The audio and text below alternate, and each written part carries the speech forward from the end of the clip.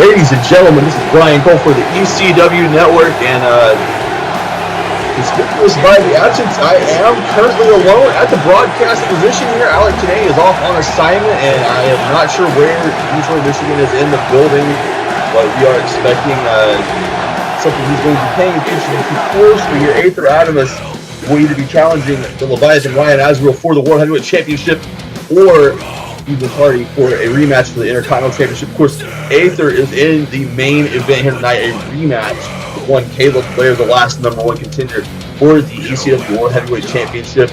A lot of questions coming in here tonight. Will Aether take the offer from RPJ? Will he go on to challenge Ryan Azrael at Money in the Bank 3? I'm sure we will have an answer. He has to give an answer by the end of the night. He's been contemplating, he's posting about it on social media. But tonight, he has to focus on Caleb Blair, who is one of the men in Money in the Bank. Also tonight, Shawn Nice returns to Raw following Extreme Rules 3 for the first time in over a week. A lot of people question the well-being of Shawn Nice following that TLC match. And of course, tonight he is taking on the man who did all the bodily harm to him at Extreme Rules, the new ECW Intercontinental Champion, the toughest guy in ECW. Steve McCarty, the tough guy, is here, and this rivalry between he and Shawn Nice is going to continue to heat up here tonight. Also, folks, in tag team action here, the Crucible was issued a challenge from RPJ at the top of the show when Apollyon of the Crucible interrupted RPJ on Raw at the beginning there. Crucible told that they will be competing here tonight, and we know now that they will be competing against the Franco Brothers, who returned to ECW last week on NXT, doing a little bit of cross-promotional travel here. Franco Brothers are going to have to definitely put their heads together, deal with the threat of the Crucible. But opening our show, Ed Gucci of the Money Gang, also a member of the Money in the Bank 3 ladder match, takes on a fellow entrant in that match, Riddilyn. For the first time, the Money Gang's plan did not go according to plan on SmackDown. They ran into the problematic AJ Hawks. Will AJ Hawks get involved here tonight? We're not sure. I have not heard any word of whether or not the Madman technician is in the building. You've got to think being a part of Money. He's watching this closely. Wait a second. Aether on his way down to the ring here. He's got a microphone in hand. I think we're going to hear from the Celestial Prince himself, the Guardian of the Atomsk Galaxy, got a big decision ahead of him here tonight. I think he's going to come out here to open the show and let us know what his choice is for Money in the Bank. This is a huge way to open up Raw here.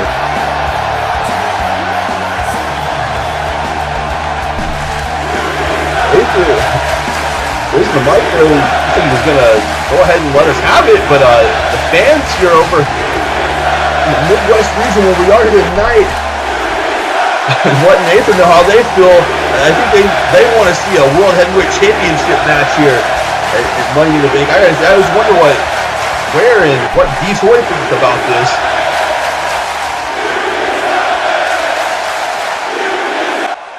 Ladies and gentlemen, boys and girls of all ages, ECW Universe, I don't think I need an introduction.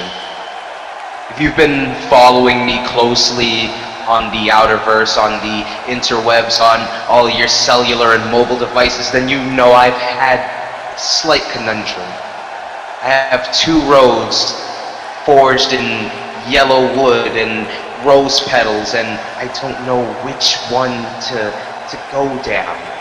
I mean, I've given myself the week to work out, to talk to people who are closest to me, and watch tapes and talk to even my physical therapy advisor. He's told me that I'm good. I've talked to Mama Atomsk and she's told me, you're good. So it came down to me and the man in the mirror. And I told myself what's stopping me besides me. Well, what was stopping me? Self-doubt? Self-doubt. But I've gotten pats on the back from the judge, I've gotten pats on the back from Ryan Paul Jones, and I've gotten pats on the back in the form of the Atomsk Galaxy. And I think it's definitely time to make that plunge, to burn one bridge and cross another. Ryan Azrael, I'll be your Huckleberry.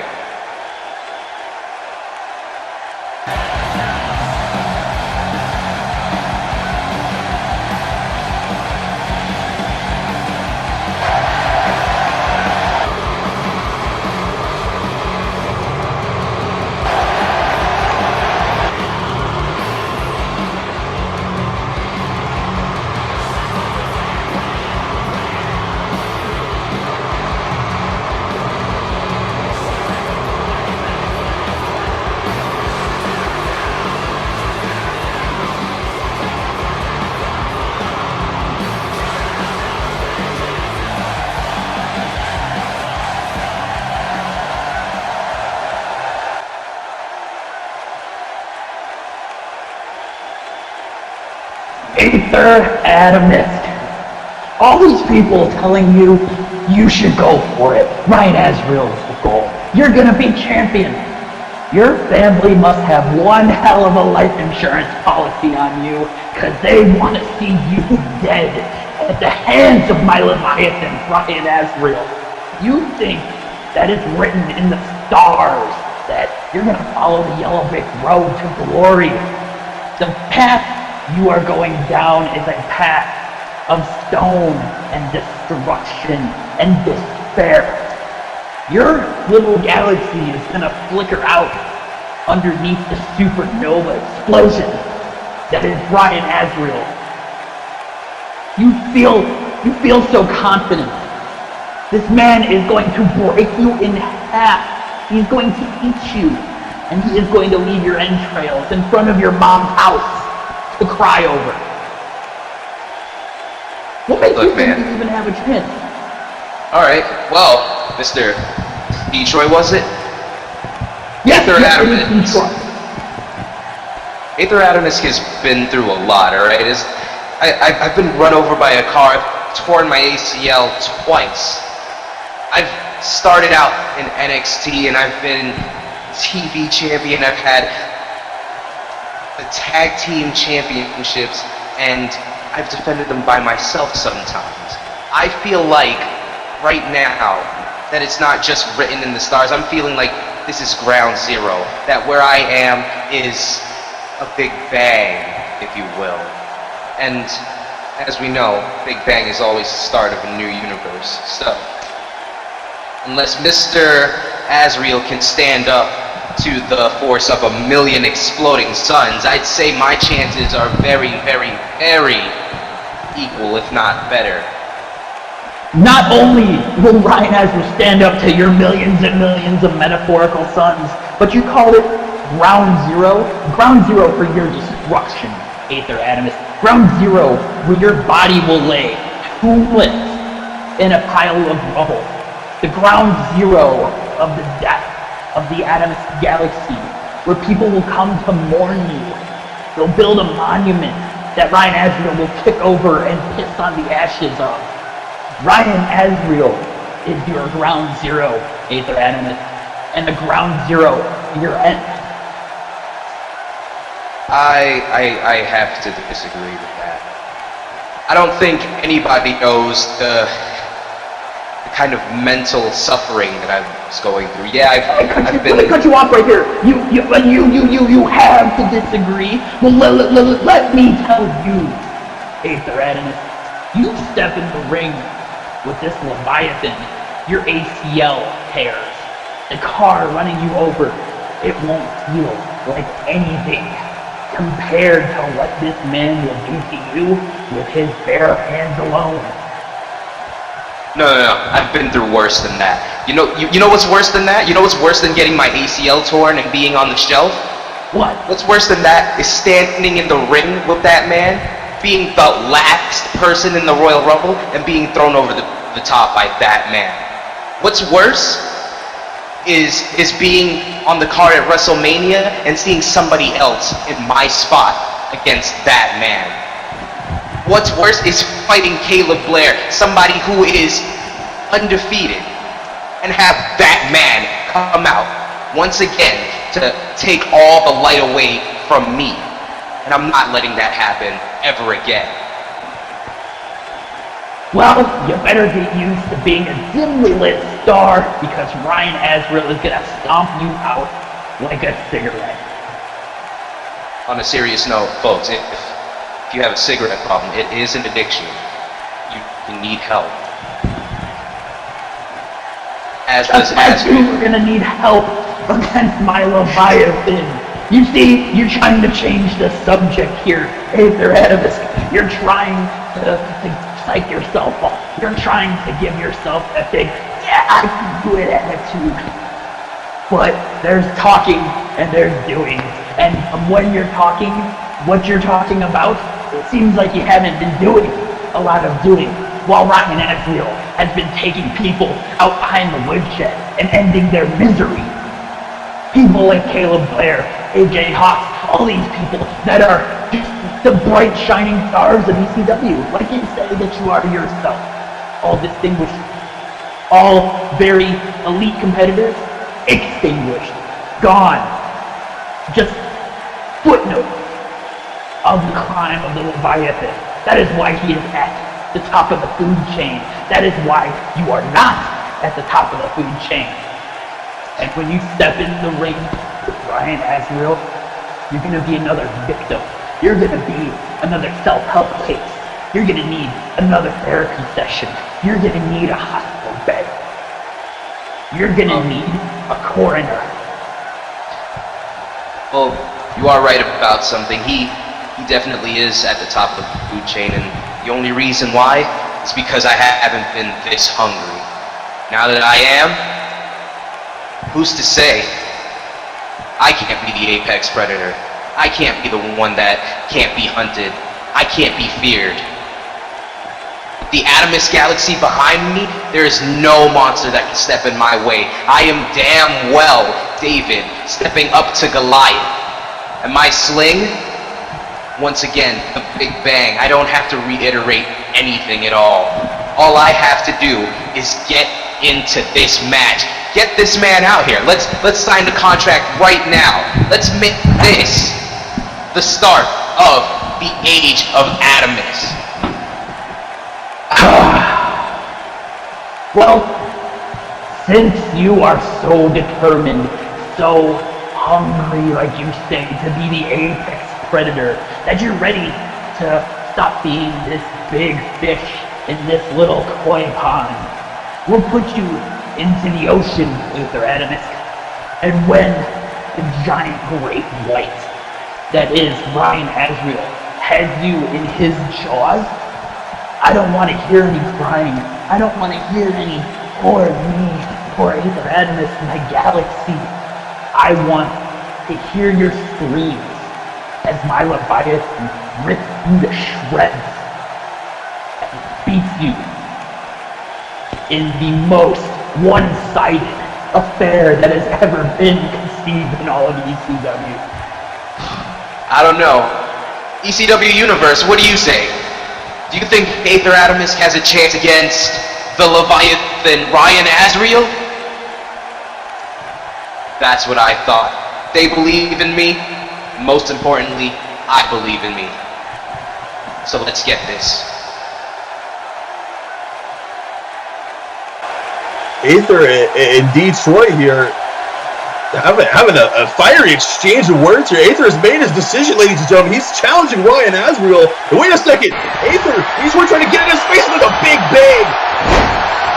Detroit, Michigan, laid out here by the Celestial Prince himself. Aether showing him what for. Aether, Detroit's pulling himself up to the ropes here. He's supposed to be out on his feet here, and Aether is taking him over the ropes. Aether Atomsk not having any of these bully tactics, trying to be dissuaded here from his decision in Detroit, Michigan. Let's rock this crowd, loving every minute of it. Aether signaling here. Wait, oh my God, it's Ryan Azrael. Ryan Azrael sneaking in. Oh! Oh no, this is all, it must have been a setup here. It was a plan. Detroit coming out and setting the bait, and Aether fell right into the trap. Alert set up here by the Leviathan. Oh no. Oh, he can't even get his hands up to himself here in the turnbuckle. Ryan Azrael letting Aether know what he's signing up for and taking this match here. He's trying to crawl out of the way over there on the far side of the ring. Ryan Azrael, oh my God, what a haymaker. Oh no, Aether now reeling from these brutal shots here, and Ryan Azrael is going to top it off with a pop-up powerbomb. Smashing him into the canvas here. See Ryan Azrael powerbomb in twice the size of Aether. It takes no effort to throw Aether Atomsk through the canvas the way he just did. And Azrael is not impressed by the challenger here. Oh no, he's not done with him. What is he thinking here? He's wanting to send a message. Certainly, not another power bomb here. He's lifting him up again. Again, just ragdolling Aether. He can't even defend himself here. Come on. Aether Atomsk coming out here, laying down the challenge, talking about he had the support of RPJ, he's had the support of the judge, the fans, everybody here. He was going to stand up to this monster, and he's getting face to face with it here. And Ryan Azrael with one hand throws him into the canvas again. Oh my God. I'm starting to regret this decision for him here. I've been a big Aether Atomsk supporter, but Ryan Azrael has no mercy in any of his bones here. Oh! Throwing him outside of the ring, taking the crash out of good. My God. Aether still has to compete in the main event here tonight. He's not going to be 100% going into it. Not at all. Not after this.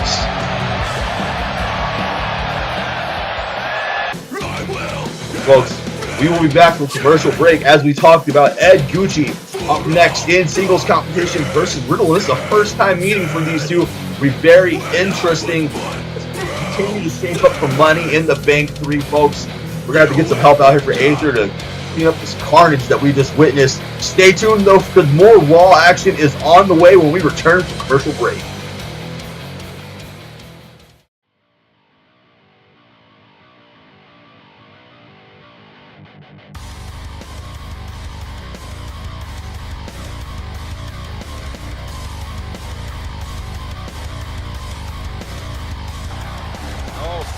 Here's the 2-on-1.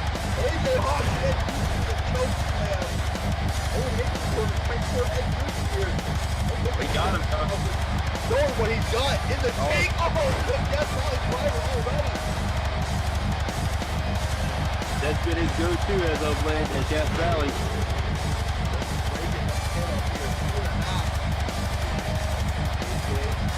Lands on his feet. That's what he's doing there. Almost the fire carry using Jeremy. Oh, he flies back to him. I didn't know if we were going to see another DVD or not. Let's move the seat. Wait a second, AJ. He's got Jeremy lined up. Stand to get back. We caught it. Oh, but Gucci needed to capitalize. Triple threat scenario here. Edge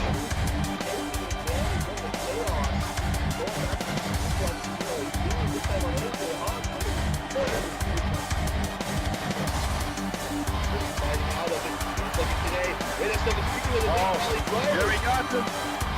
Oh, there it is, the King Slayer. And that's out. Oh, Both are down though. Ed Gucci's looking to capitalize here. Powerbomb, and there it is. It's up again. Oh, and yeah, the King Slayer. And there's another clothesline from 31 AJ got another shoulder block off the ropes. Jimmy has Eastern Lariat all the way around. Oh, that's done. That's the shoulder block. There's a big axe handle. Railing at him from the top rope.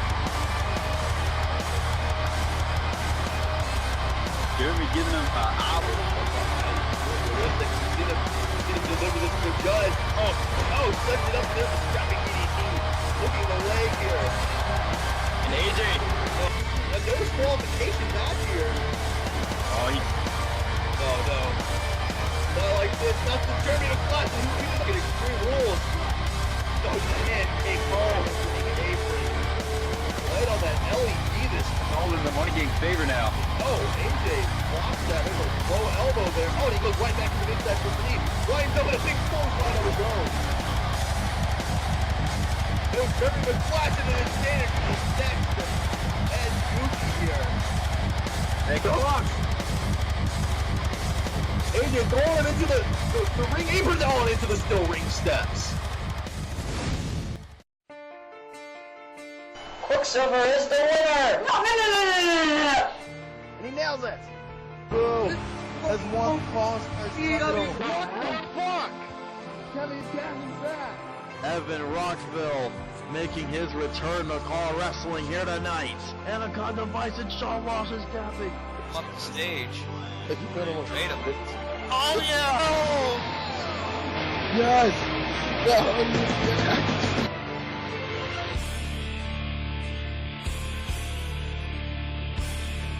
This night, Ray Geddes got the best of Ben Hitman. No, he's settling for the end here. No, now Redemption Road. AJ Young has cashed in, and now he's Call All-Stars champion. Anarchist versus Funarchist. These three men are attacking the Call All-Stars champion. AJ's gonna steal it to become the first ever two-time Call All-Stars champion. This one simple mistake that gave Sean O'Connor the victory. Cody wins! Cody wins! Cody just beat Casey Gordon. Cody's won the tournament! What is going on here? Are we having our first ever Call All-Stars dance-off? Oh man, it's time for my top 10 metal albums of the Rumble.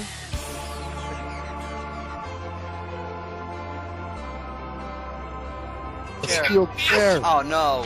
Wait, What? it's the ECW World Order! Is now the first ever Call All-Stars Women's Champion. Bowser's down. He's done it! He's the new John Rhodes champion! The Disciples have just won the Call All-Stars tag team titles.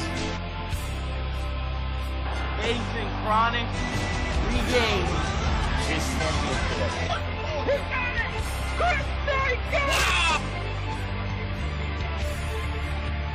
He's got him. Brandon Wolf is the Call All-Stars World Heavyweight Champion. Hey now, you're an all-star. Get your game on, go play. Hey now, you're a rock star. Get the show on, get paid. And all that glitters is gold. Only shooting stars break the mold.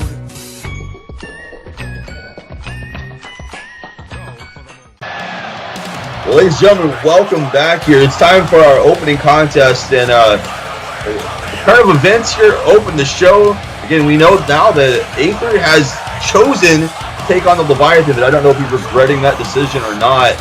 And, well, folks, I do have a broadcast partner, and I'm sure that he's not in the most pleasant of moods here. Detroit, Michigan has made it back somewhat intact to the broadcast position here next to me. Yeah, somewhat intact. I was assaulted in that ring. I'm getting a lawyer. This man won't even make it to Money in the Bank. The doctor shouldn't even clear. I don't know why I'm here. I should be on medical leave with pay, with all the pay, with double pay, hazard pay. But here I am, and I'm stuck next to you. We'll see if we can get a meeting with the boss, and more specifically, Alec Tanay, who is off on assignment here tonight as we're getting closer to the Limitless Division Invitational Tournament. We can talk about that later on. But please, Cole, I'll be just jerking it. Let's get on to this match. Yeah, well, on to the match here. Riddilyn surprising everybody a week ago here on Raw when he defeated Tiger Baraki and qualified for Money in the Bank.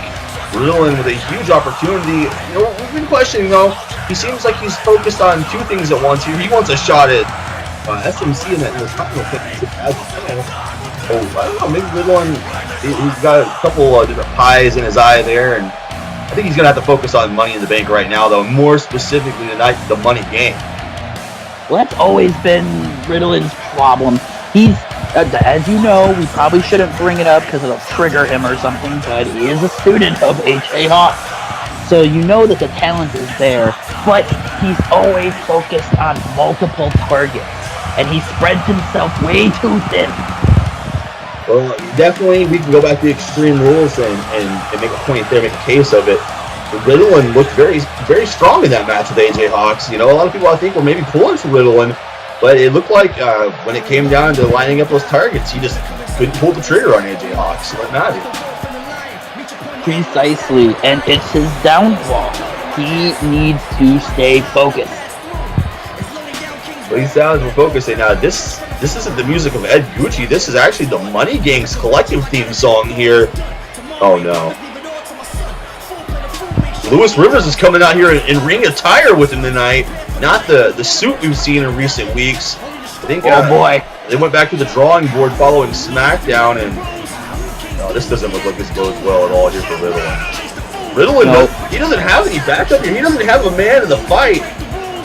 He doesn't have AJ Hawks anymore, and he certainly doesn't have his former tag team partner of RH Scarecrow. We haven't seen him in over a year. Most people presume that he's dead. Yeah, so but no, he doesn't have a. Yeah, he doesn't have a man in this fight.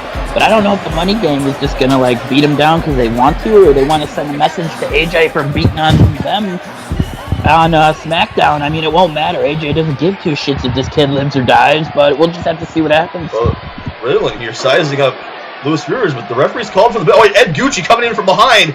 Oh, this is exactly what they were planning for here. Oh. Well, Riddilyn, numbers game. Again, distracted here. The multiple targets here causing an issue for. Oh, and just throws him right out to Lewis Rivers. And he's dumped out of the ring like a sack of shit. This is supposed to be a singles match. I'm surprised this isn't a disqualification already. I thought this was one-on-one. Why is the ref letting this happen? I'm not sure. I guess Lewis Rivers kicked him there. Maybe the referee was out of position, but you know, he put hands on him there to get him back into the ring. I don't like this at all. Well, I mean, if he was just putting him in the ring, then obviously it's fine. It's fine.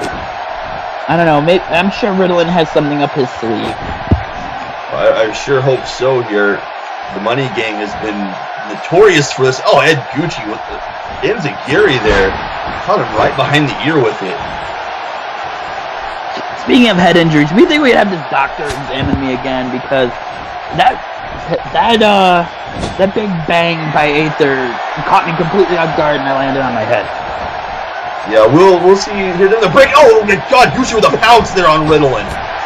Oh, that's exactly how Gucci got into Money in the Bank, hitting Sean Walsh with that on Raw last week.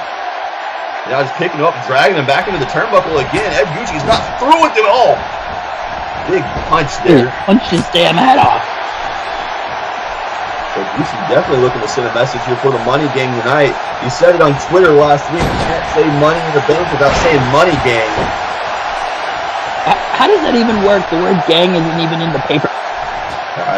You know Gucci's recreational activities. He might have been partaking in those. I can't confirm that. Hashtag feed thoughts, Cole. Hashtag.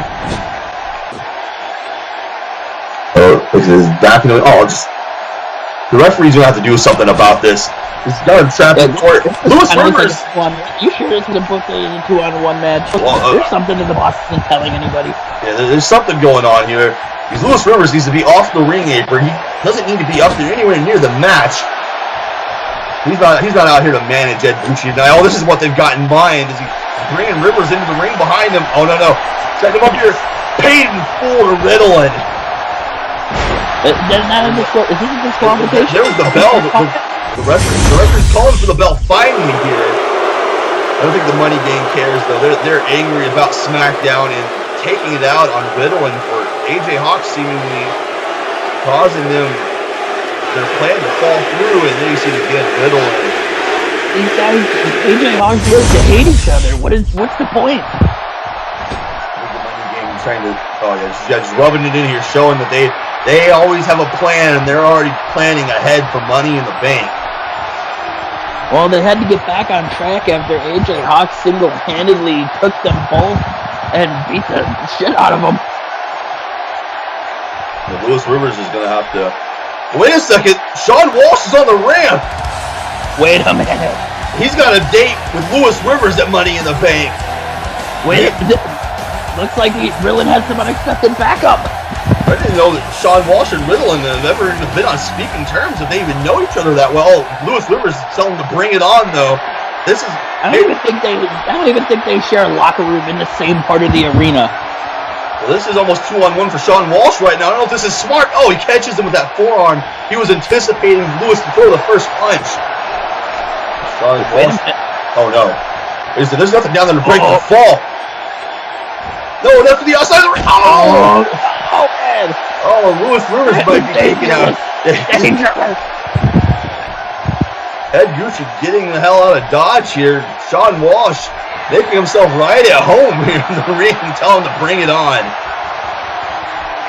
He just murdered that man, and wait a minute. Well, it looks like we have a tag team match now. Did we just get holla-holla'd right now? We definitely did. Getting word through the headset here. RPJ said let him have it. Oh. Louis Rivers recovering from that huge suplex. Sean Walsh is just feeling the adrenaline right now, going right after Ed Gucci and just slam dunks him there at the match. Yeah, this is ECW. That's how they do it. You just want to fight each other? Fuck it. You can fight each other. Sean Walsh, the bad blood, the history here between him and the Money Gang, for what happened to Ray Geddes all the way back at Payback 2 months ago now. Still very fresh in his mind. Oh, Ed Gucci caught him there. I like the throwback, the bad blood you put there from our entrance music for ECW. Oh, absolutely, and again, a big shout out to our friends in Ruthless for supplying us with SmackDown and the Raw entrance. Ed Gucci tearing into Sean Walsh on the outside. You got to think that they know that Ray Geddes is coming back with a vengeance soon. We don't know how soon yet, but it'll be soon. They're going to try to take out Sean Walsh while they can.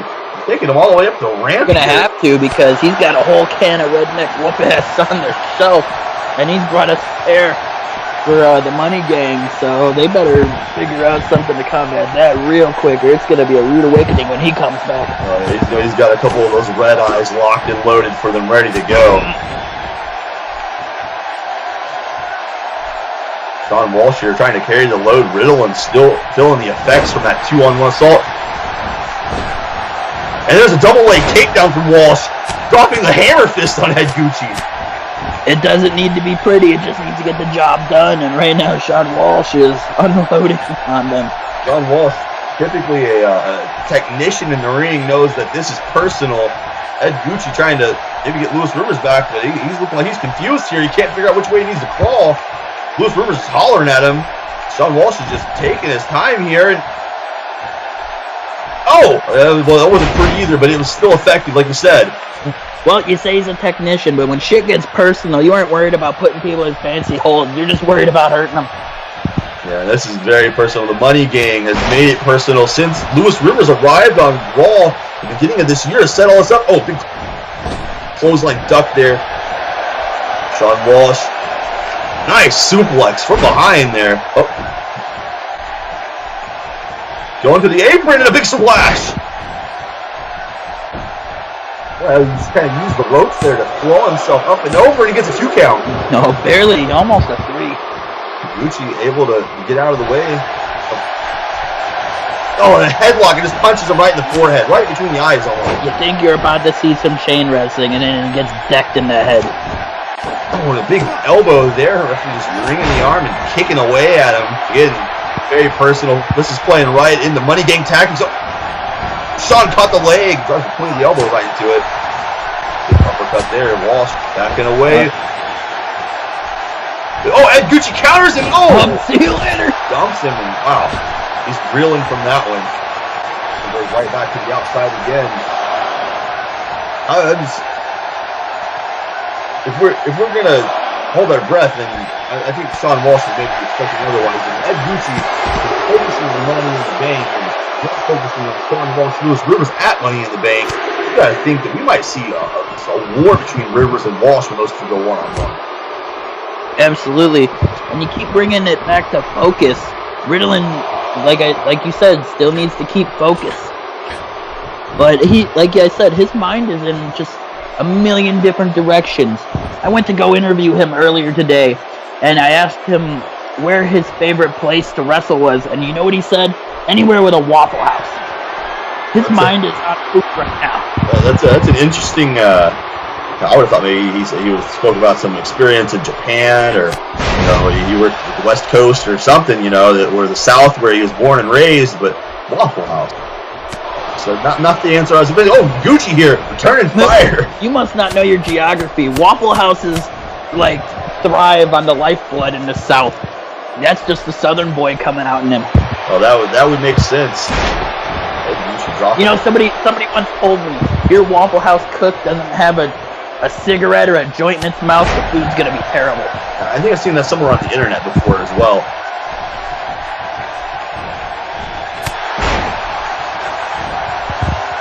Well, it's good to know. Anyway, back to this amazing match right here. Sean Walsh coming back in that drop kick.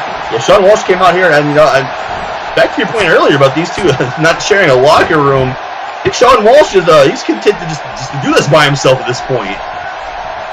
Well, he's got that personal vendetta. Riddilyn's just kind of along for the ride right now because they were whooping on him, and Walsh saw his opportunity to go out there and get some retribution for himself. Tag to Lewis Rivers. The Money Gang is going to take advantage of the situation here. They're going high and low. Total elimination. Oh, Sean Walsh might need to think about the tag here. We've seen this on Raw before. The Money Gang, when they ganged up on the Judge, Sean Walsh came out to his aid as well. A very similar situation, but it was the Judge who carried most of the weight between him and Sean Walsh. The Judge was the one who wanted to beat him on that night. A message to McGlasson, it seemed like, as well, after all that was said and done. You know where that went between him and McGlasson. Oh! Walsh comes back to the clothesline there. Yeah. Well, Sean Walsh seems like he's being a ring general about it. He's picking his battles and picking the best opportunity. And I guess tonight just seemed like the green light lit. Yeah, I think he's wanting the Money Gang to know that this is far from over, and Payback, they might have won the battle there, but they definitely didn't want to wear. Oh, there's a nice, almost an uppercut there in the corner, and goes to the middle rope. Oh, hit right in the back of the neck. And he's been in control for a good majority of this match. Sean Walsh is a veteran. He's very well known, especially around the tag team divisions. You can look him up. He's been there. He's won tag team titles everywhere with a multitude of partners. And so then I guess it didn't even matter who got beat up by Money Gang tonight. He could just come out and team with anybody. Oh, Lewis Rivers kicking that leg out from under him again and just wearing him out with these kicks to the chest. So this is not going to play into his benefit here at all. Not at all. Oh! When a match keep getting kicked in the chest, especially if we get kicked in the face like that. Rocks him up against the ropes there, like back fist, just continuing some damage. Lewis Rivers holds on. Sean Walsh has got to realize where he's at, though. He needs to be focused on. This goes for a. Oh, brings him back in. A nice stalling suplex here. Ooh, the power right there to get the man over the rope like that. Oh, Lewis Rivers is not a little guy. He's one of the bigger athletes on the wall right boy. now. Walsh going for the neck breaker here. Oh, tries to float over into a cover, but Rivers has his foot under the ropes there. And that's what he said. He's a big boy. He used his body length to get to the ropes. A good call from the official there. I'm seeing that one. We've seen some questionable calls in the past with the rope break coming into effect. Lewis here. Big full Nelson like slam. Does Riddilyn want to get in? It looks like. Oh no! Oh, just throws him right out past Riddilyn. Lewis Rivers is taking his time here. Lewis Rivers going to the opposite turnbuckle. The referee's got his back turned. Wait a second. Shenanigans. The turnbuckle has been exposed and the referee never saw it. How could he not see that? Is he just not looking at all? He was counting Sean Walsh out here, and Lewis Rivers again used his size, his body mass, his chest with there to cover it up. It looks like he's looking right at it. Right in the corner. How does he not see the turnbuckle gone? Oh, and off that LED post, Sean Walsh going down again. He is going to have to get Riddilyn into this match somehow. You can only do it by yourself for so long. This is what the Money Gang did. This is how they beat the Raging Scorpions. They came out and ambushed them, took them apart. They've done this to every one of their opponents. The only team it's not worked on has been the Tag Team Champions. Surprisingly at that. Oh, look at that. He's just playing to the crowd now. Sean Walsh is trying to crawl, but he's crawling the wrong way here. Lewis Rivers. Yeah, in the wrong way. He's almost crawled right to Ed Gucci. He might be hurt from that last. Not how these rules work. Gucci was almost like over here just laughing at him, laughing in his face as Walsh is trying to figure out where he's going. Lewis Rivers now taking his time from that exposed turnbuckle. I'm on the turnbuckle there. Oh, and Sean Walsh kicks his foot off underneath of him. He kicked his leg out of his leg because he took too much time on the turnbuckle. Now he's going to pay for it. Walsh. Oh, my. Wait a minute. Oh, wow. He's got him up with a fireman's carry. Oh, Rolling Thunder fireman's carry. Lewis Rivers is the one who's attacked. Following that, Sean Walsh is finding the resurgence now.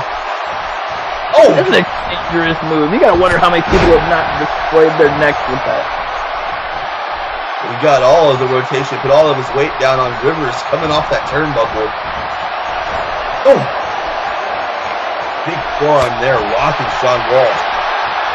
Riddilyn's got to be thinking he wants into this match. He's ready to get in here, get his hands on these two men, trying to jump him, ruin this one-on-one affair for him. Riddilyn is talking about that Intercontinental Championship. Ed Gucci is a former Intercontinental Champion. Sean here. Oh no, wait. Oh no. Oh no! The exposed turnbuckle! Oh! That is fair play. I think you realize what Lewis Rivers was doing there, and he turned around. Wait, setting him back up there a second time now. Sean. Oh, he's asking for it. He's asking the fans. This is though. Asking the fans for anything. They're not in the match. He needs to stay focused. Rivers about got knocked off the turnbuckle with that uppercut. What is he thinking here? Oh my no! What? He's thinking. He's looking for a cutter from the top rope. Oh! He's to cover him. That's it. Lewis Rivers is done for.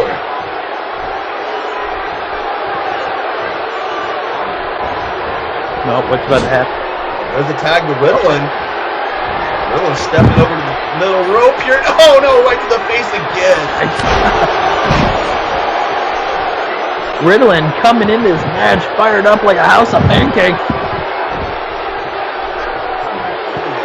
Rock and Roll Express like punch there to the face. Oh, just clubbing away on him. That's hammering on him. Roll Express, thing like that. Oh, Gucci caught him. He saw him coming. Riddilyn still feeling the effects from that beat. They're trying to shake it off here. He's gonna think twice about going into that corner. Oh. Getting the elbow in Gucci. Wait a second. Oh no. Lewis Rivers. Oh, taking a page on Dick Nicholas's playbook again. Oh, Samoan driver here. Oh no. Oh, wait a minute, he kicked out. And the frustration showing on Lewis Rivers' face. He thought he had him put away after all the damage that's been done by the money gang here. Oh. I thought Riddilyn was already gonna cost his team that. I was gonna be like, why'd they have to do it to him like that? Oh, back in Riddilyn into that exposed corner here. Now wait. Rivers still in it. What is this? Oh, he's choking him here. Choking him. Oh my god. That's not cool. That's just not cool. That is rude and aggressive. That's Lewis Rivers right there. Down to the T, rude and aggressive. Oh. He's mugging him here. Riddilyn trying to get fired up. Get up to his feet. Oh! Right back up. Looking for it. Oh, inverted atomic drop.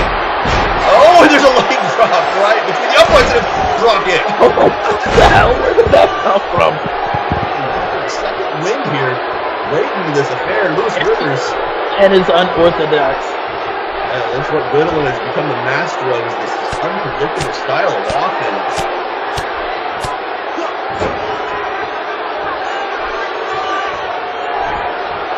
Rivers starting to feel the effects. Wait a second. Riddilyn, oh, he caught him with the enziguri. Like a neuralizer there. Become one of his favorite moves in his arsenal recently. We've seen him go to that quite a bit.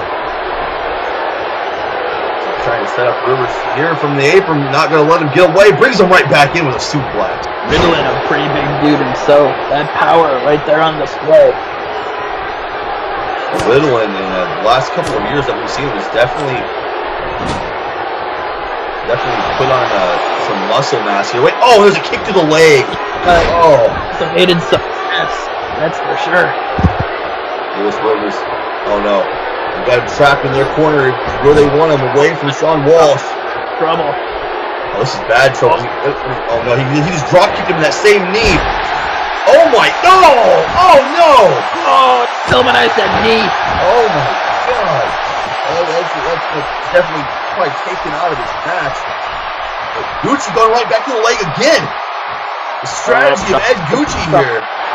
Almost better do something or this is game over. Riddilyn, you go to the Money in the Bank for 2 weeks with a bum knee, you're not going to be climbing that ladder. He ain't gonna be climbing shit. He ain't gonna be climbing a step stool if he keeps going like this. Oh, this death lock here. Riddilyn, trying to push through the pain.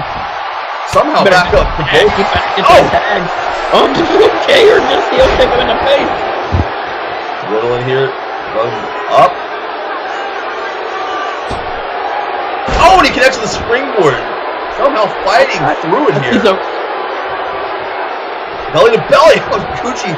He is going on all adrenaline right now because any normal man would have a bum-ass knee from that. Oh, that's really good.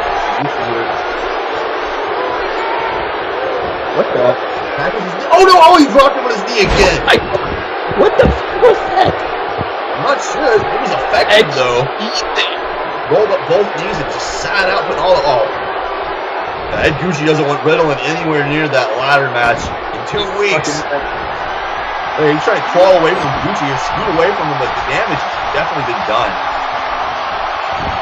Oh, just rolls him into the center of the ring. He knows he can't get away from him from the damage to his legs. He's punching him at his own will here.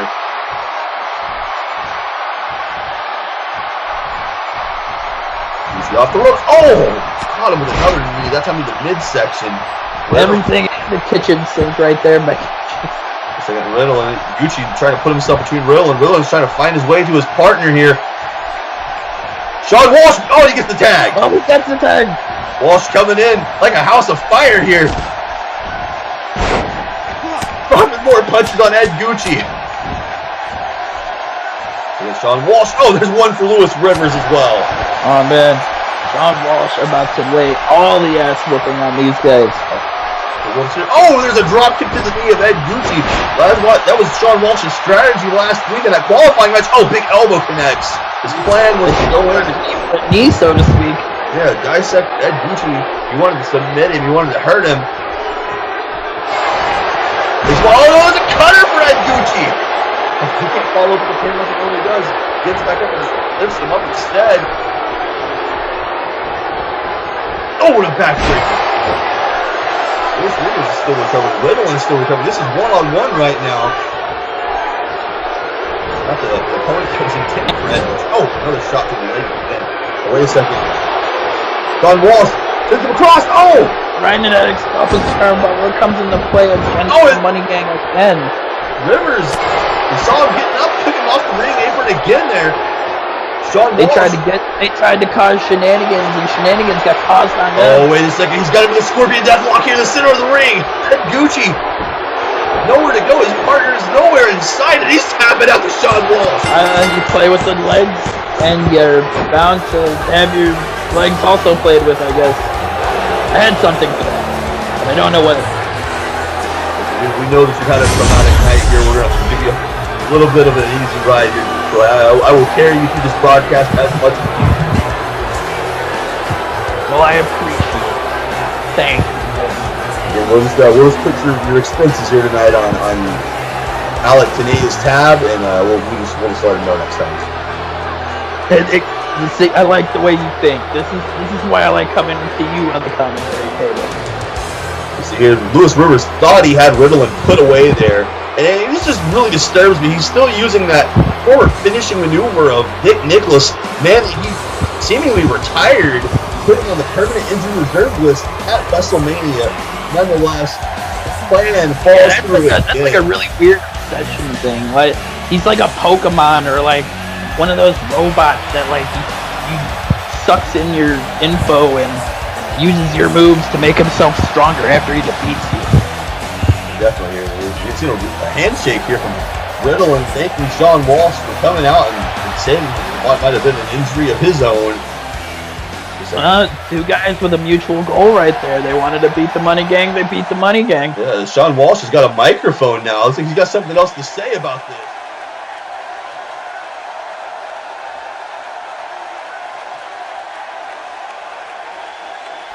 Money Gang, you don't get it. You keep trying to play these games, but the games are over.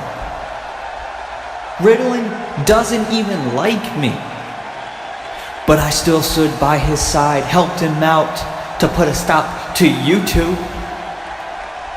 This has gone on for far too long.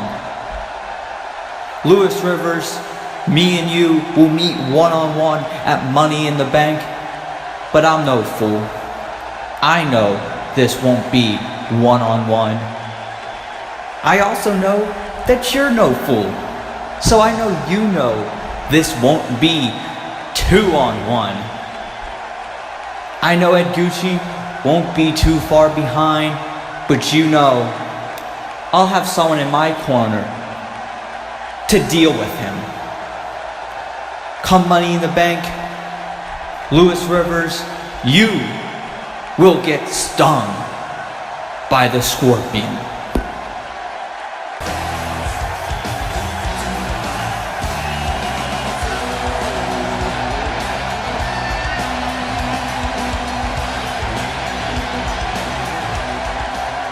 John Walsh, in firm belief that he will have Ray Geddes back in his corner at Money in the Bank. We'll find out. But up next, Detroit, it's a rematch from Extreme Rules with Intercontinental Championship implications as Krack and be the Love Doctor, Dr. Benjamin T. He's a doctor now. He is a doctor now. You need to get that through your head. Yeah. Dr. Benjamin T. Bishop. Well, You got a diploma. Love the way you activate your hips and push your ass out. Got a nigga wanting this so bad I'm about to pass out. When I dig you, and I can't even lie about it, baby. Just alleviate your clothes, time to fly out. Got you in the club. Oh shit, you got me feeling body talking shit to me, but I can't comprehend the meaning. Now if you wanna roll with me, then here's a chance to an 80 on the freeway. Police catch me if you can. Forgive me, I'm a rider. Still I'm just a simple man. All I want is money, fuck the fame. I'm a simple man. It's the international player with the passport. Just like a ladder bitch, cause anything you ask for. See the name of me. Champagne, Hennessy, flavor of my homies. Will be lost for my enemies. Witness as we trip to a low speed. Keep what I hold me. Puff some more weed from you don't need. Approaching horses with a passion. Been a long day, but I've been driven by attraction in a strong way. Your body is banging, baby.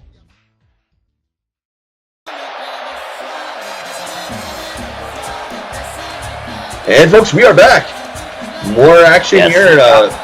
Singles action, and hopefully I don't foresee any tag team affairs rolling over into this one, as we got a surprise there in our first match, turning into a tag team match. Krack suffered his first loss to the Love Doctor, as you were there as well as I was, Detroit, at Extreme Rules. I think a little bit of a shocking defeat happened from the way the fans seem to perceive it, but Love Doctor, he's got his eyes set on reclaiming the Intercontinental Championship. And a familiar foe in Steve McCarty is the new Intercontinental. Wouldn't you know? So a lot of things to take in here. Krack wants to get back on that winning track, but you know, that pay-per-view, his first actual pay-per-view match in ECW, is that loss going to affect him here? I mean, whenever you lose, it always sticks in your mind. And you know, none of you guys are taking him seriously, but the Love Doctor is a force to be reckoned with. And straight up, Krack lost, so that has to be sticking to his mind, especially with how serious he wasn't taking him. I think that that might be the difference maker there. That's a good point. A very, very good point. Krack, you know, I mean, Love Doctor was taking things very, very personally with Krack. You know, I give this guy a lot of crap for how goofy he comes across. Coming out here in this lab coat, got the whole get up. I don't buy it. But he's a former champion. He's held many titles here. So can you blame him? It's a good thing for whatever makes you successful, right? Well, he's definitely got the attention of people, and you know, despite his absence here, he has the complete adulation of our partner, and I like him. But he loves him. So maybe that's like his favorite. Maybe today sees something in the Love Doctor that maybe I'm missing. Maybe I'm blinded by the shenanigans of this guy. But again, he's accomplished in the ring, and Krack, who is also accomplished in other facets of our industry. You know, this might have been a wake up call at Extreme Rules. We'll find out here in this singles rematch for these two. I was under the impression that was going to be a one-time thing. They were going to squash it, move on, but RPJ said, no, you know what? I've impressed enough with both of them. Let's find out possibly who could be challenging SMC at Money in the Bank. Exactly, and if it all goes well, according to plans, it's probably going to be the Love Doctor. You got to think the Love Doctor, he's had SMC's number in the past, going back to the Extreme Rules 2 a year ago when SMC was the number one contender. He was in SMC's head going into that match. You got to think that he thinks he might have the number of the tough guy again. As he's laying into Krack here, a little bit of a different opening than we saw at Extreme Rules when these two. Nope, head on, right at each other immediately. They both know what each other's capable of so far. There ain't messing around. Oh no, wait a second. Going into this ring apron. This looks familiar. This looks very familiar. Reminiscent of Extreme Rules here. Oh no. Love Doctor's trying to hold on to that middle rope, but it's off. You know, a village to this fight. Unnecessary. Dangerous. Melodious. Oh, one more time. Dear God. ECW fans already just reacting here. Rabid, bloodthirsty maniacs calling for the Love Doctor's head on a pike right now, and Jay Krack and his crazy hair are about to give it to him. He's throwing him right out into that sea of hands.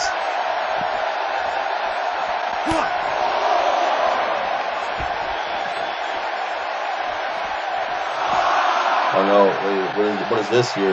Jay Krack carrying him in an Oklahoma position. What is this? Oh no! Lawn dart.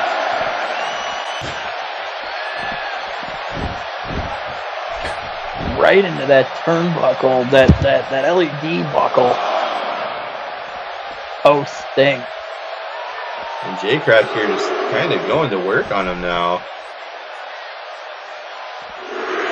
Oh! I didn't see the ref doing a count at first, but I was like, is this no disqualifications? And now I see him administering that count. I was like, that's... Well, the way that it's broken down, it almost needs to be a no disqualification match, but we're up to a 5 count as it is. Jay Krack's already setting up for that signature armbar of his stomping away here. This match in ECW, was it not bound to break down at some moment? You know, the closer that we get to each of these major events, whether it be Extreme Rules, there'll be Money in the Bank coming up next, things are going to continue to get more intense, more dramatic, and that's what we're seeing. It's breaking down here as Jay Krack. Oh, that's the referee why he's telling him to back off here. He wants to go at it. Oh, wait a second. Oh, he's gonna let me kick the shit out of him. Come on, ref, you understand. And he almost paid for it there. He got rolled up by the Love Doctor. Oh! Benjamin T. Bishop, he's a thinking man's wrestler. See, here he's thinking that he wants to punch Jay Krack in the face. And back there he was thinking, hey, maybe I can get the win and roll up. Oh! And here he's thinking, hey, I'm going to kick him in the mouth. Innovative kick to the mouth here. And oh, look at this. I was thinking maybe he's going to put him to sleep with a lethal dose of bad medicine. Thinking he's going to soak the female audience by gyrating those hips around. Jay Krack here. Oh! Thought it was a big spin out like powerbomb. More damage done to that lower back. He's got the Love Doctor here just in a really, really rough spot. Oh! Connects with a big, detonation kick. Love Doctor reeling from that one. Jay Krack going up to the top here.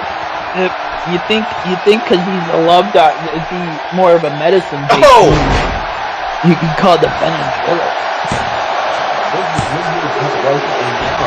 Oh, Jay Krack thought he had him on that frog splash, and the referee says no. A little bit of disbelief there on the face. I think he's learning again here. You know, again, it takes a lot to put the Love Doctor away. He's been in there with the best of the best in ECW. He has, and maybe the Love Doctor's dipping into his own stash, huh? You think? Pop a couple Quaaludes before the match. You feel a little less pain, harder to put away.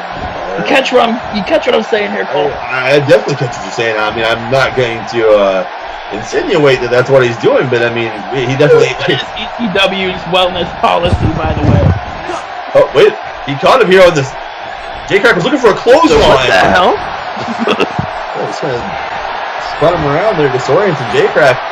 Has to use the ropes to get up here. Whirly bird side slam right there. He's calling for something here. Oh my. Oh, to the back of the earlobe. Oh, drops him. Tomahawk chops him there. Oh, that's an equilibrium breaker right there. Oh, look at this. Just taking his time. What is that? What? Look at this. The female fans are in heat. They are in shock and awe right now. And Jay Krack is in disorientation, getting punched in the mouth. I was gonna say, you know, the Love Doctor, it seems like his pain threshold has definitely been stepped up here, but Jay Krack needs to find a balance for his. He's just taking all of this abuse right now. Yeah, he's getting his ass kicked, and then right there, the Love Doctor wiping his boots off on his face. Nope. Counter though. Jay Krack trying to size him up here with some mixing up the strikes, going high and low, back and forth. This is a kick that time. Chop gets blocked. Come up with something because this game plan ain't working right now. Oh, and Love Doctor takes him down again. Oh, just right to the face again. You know, one time I saw somebody do that move and it broke a guy's nose. Oh, wow. Oh. The referee got shoulder blocked there. It looked inadvertent. Oh, heel kick from Krack. These fragile referees, man. Well, I'll tell you, breaking somebody's nose. I mean, the guy besides the Love Doctor, he could definitely break your nose. Krack looks like one of those shots might have opened him up a little bit here. Yep. And Love Doctor almost put our referee into a coma, running him over. Oh no, precarious here from the top row. Oh! He did some damage to himself, but the Love Doctor almost got dropped on his head from that position. Krack, connects with a knee there as well. Made up for not dropping him on his head by kicking him in it. Oh, there's a knee. Another knee this time in a down position. This match is ugly. 2-for-1 bleeder special. Well, we didn't see any blood in their match. Well, actually, I take the back. Krack got opened up in Extreme Rules. Love Doctor escaped with everything intact bodily-wise. Oh, this is that elbow. Doctor, he can stitch himself up after the match. Well, he's just looking to open up Krack even more, though. Using the boot to the face there again. Oh, fighting his way out of the turnbuckle. Krack's got a hold of him here. He's by the back of the head now. Love Doctor trying to fight his way out of this position as Krack tried to drag him, but he put on the brakes. Oh, stiff elbows right to the sternum. And we've seen the Love Doctor use that palm strike to the chest. Oh my, no, he's biting him. Oh, what? I don't think that's in any sort of medical handbook. Oh, Krack getting dropped there. Inverted power slam. Almost an inverted T-bone of some sorts.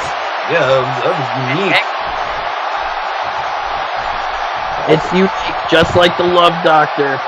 And we all know wherever Tenay is, probably jerking it, that he is maybe watching this match with awe as he watches his man crush go to work.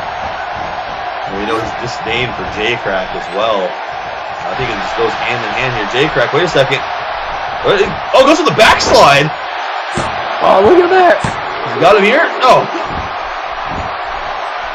Oh, and a little bit of a stare down there.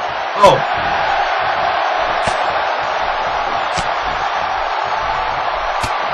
Going to work with these punches again. Jay able to fight out of the corner yet. Oh. Back and forth from both of them. Yeah, they're just going to town here. Oh, he just chopped him right in the windpipe that time. That's just fucking mean. You know, that's just, I guess his knowledge of the human anatomy there, knowing where to use that cross chop at. Spun from him. Oh, he's taking him up to the top rope now. Probably having a hard time breathing. You get chopped on the fucking throat like that. Oh, raining down the elbow strikes. Krack from the middle rope. Oh, he connects with an elbow. Like a bionic elbow there. Well, we need to test him. Somebody run him through a metal detector. That elbow might be bionic. Oh, wait a second. Oh, there's the armbar on the Love Doctor. He's got it. We couldn't finish him with an Extreme Rules, but he's going to try for it here again. Love Doctor. His experience with the human anatomy, he should be able to find a way to roll and get out of this submission. We'll have to ask him if he wants to submit here. But we see the last time we believe we seen him submit was almost over a year ago. Oh wait! Oh, come on! That's one. And there goes those fragile referees again. He's probably going to be in a coma. We'll need to get another ref. Whatever happened to the Dimmadome brothers? I missed them. I think they might have taken a leave of absence to get away from threats like the Love Doctor here. Oh, DDT. Spiking Krack there, cutting him short on that. Wait a second, there's a defibrillator. I was talking about that earlier. He was focusing on that south of the chest, but the referee, I think, is still down. You kick the referee's down, and then you go for the cover. That is, oh, wait a minute, never mind. He's revived him. He's come back to life. He's putting his finger right in the face of Krack there. Oh no, he's looking to finish him off the way that he did in Extreme Rules. Oh, by running against the ropes. Charging, running into the ropes again. Charging up that big kick of his. Bicycle kick here. He puts on the brakes. J-Krack saw it coming, and there's a fireman's carry. Into the ropes here, J-Krack. Oh! Nice overhand right to the chest. Right. People that overhand chop are jerks. Oh! Oh man, and people that eat suicide dives like that are jerks. J-Krack back in firm control right there in the split second. Love Doctor felt that same combination at Extreme Rules. J-Krack going back to the well again. It worked before, it's going to work here again tonight. And they're right back out here on the outside of the ring where they almost started at. Yep. And that was a fantastic replay. All our replays, sponsored by Stacker 2 YJ Stinger. You can pick those up at your local supplement stores like GNC. J-Krack supplying the Love Doctor here with a sternum full of steel ring steps.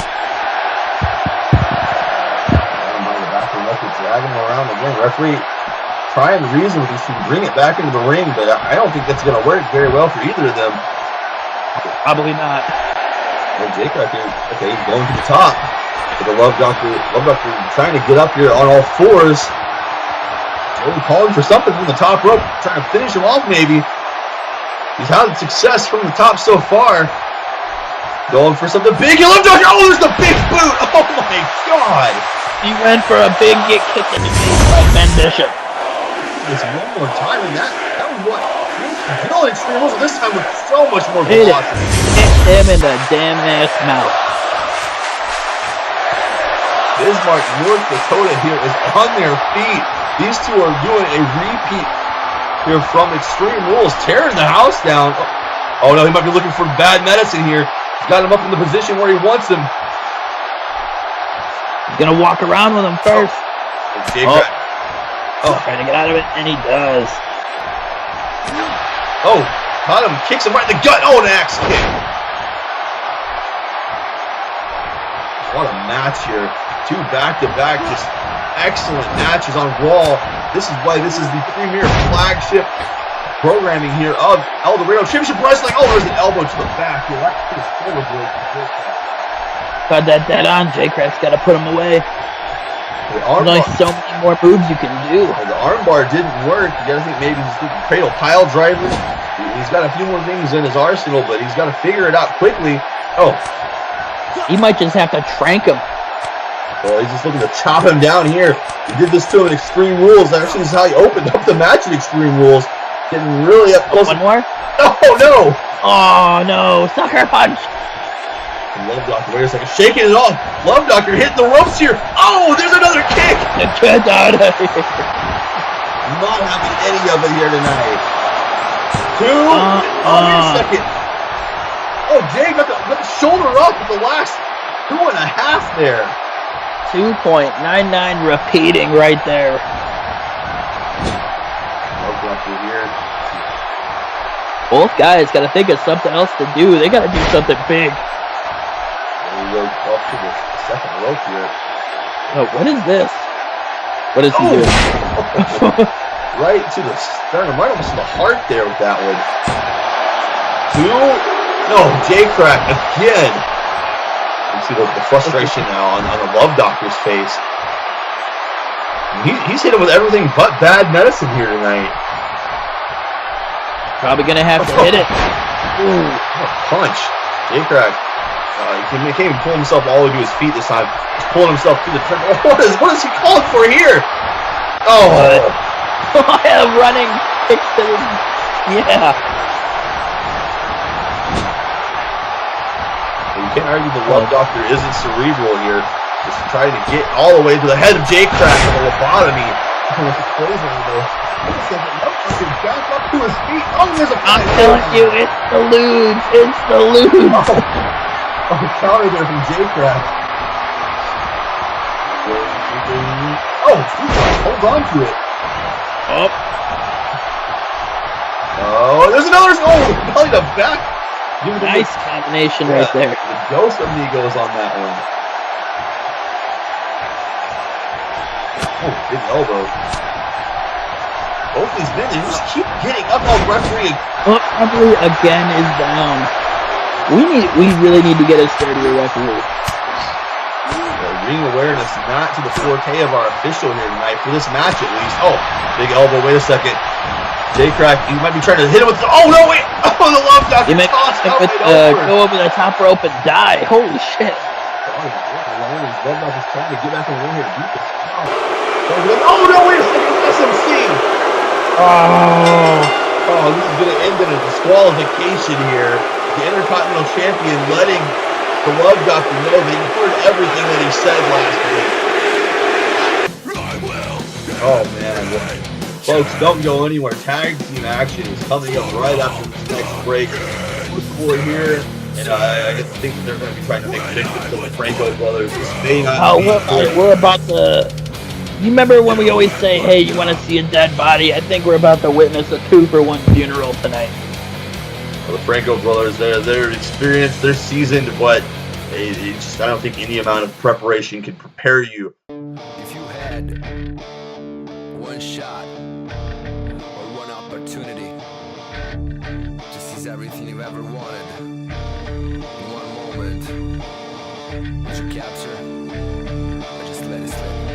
Yo, his palms are sweaty, his weak arms are heavy, there's vomit on his sweat already. Mom's spaghetti is nervous, but on the surface he was calm and ready to drop bombs. But he keeps on forgetting what he wrote down. The whole crowd goes around. No business now, but the words won't come out. He's choking out, everybody's choking out. The clock's run out, time's up, over. Step back to reality, obstacles, gravity, obstacles, rapid shock. It's all mad what he wants, give up, that is enough. It won't happen enough, it's all back to these drugs. It don't matter, he's up, he knows that, but he's struck. He's all stacked that he knows when he goes back to his mom for home. That's when he's back to the lab again, yo. This whole rap city back could capture this moment and hope you don't get it. Yourself in the music, the moment you own it, you better never let it go.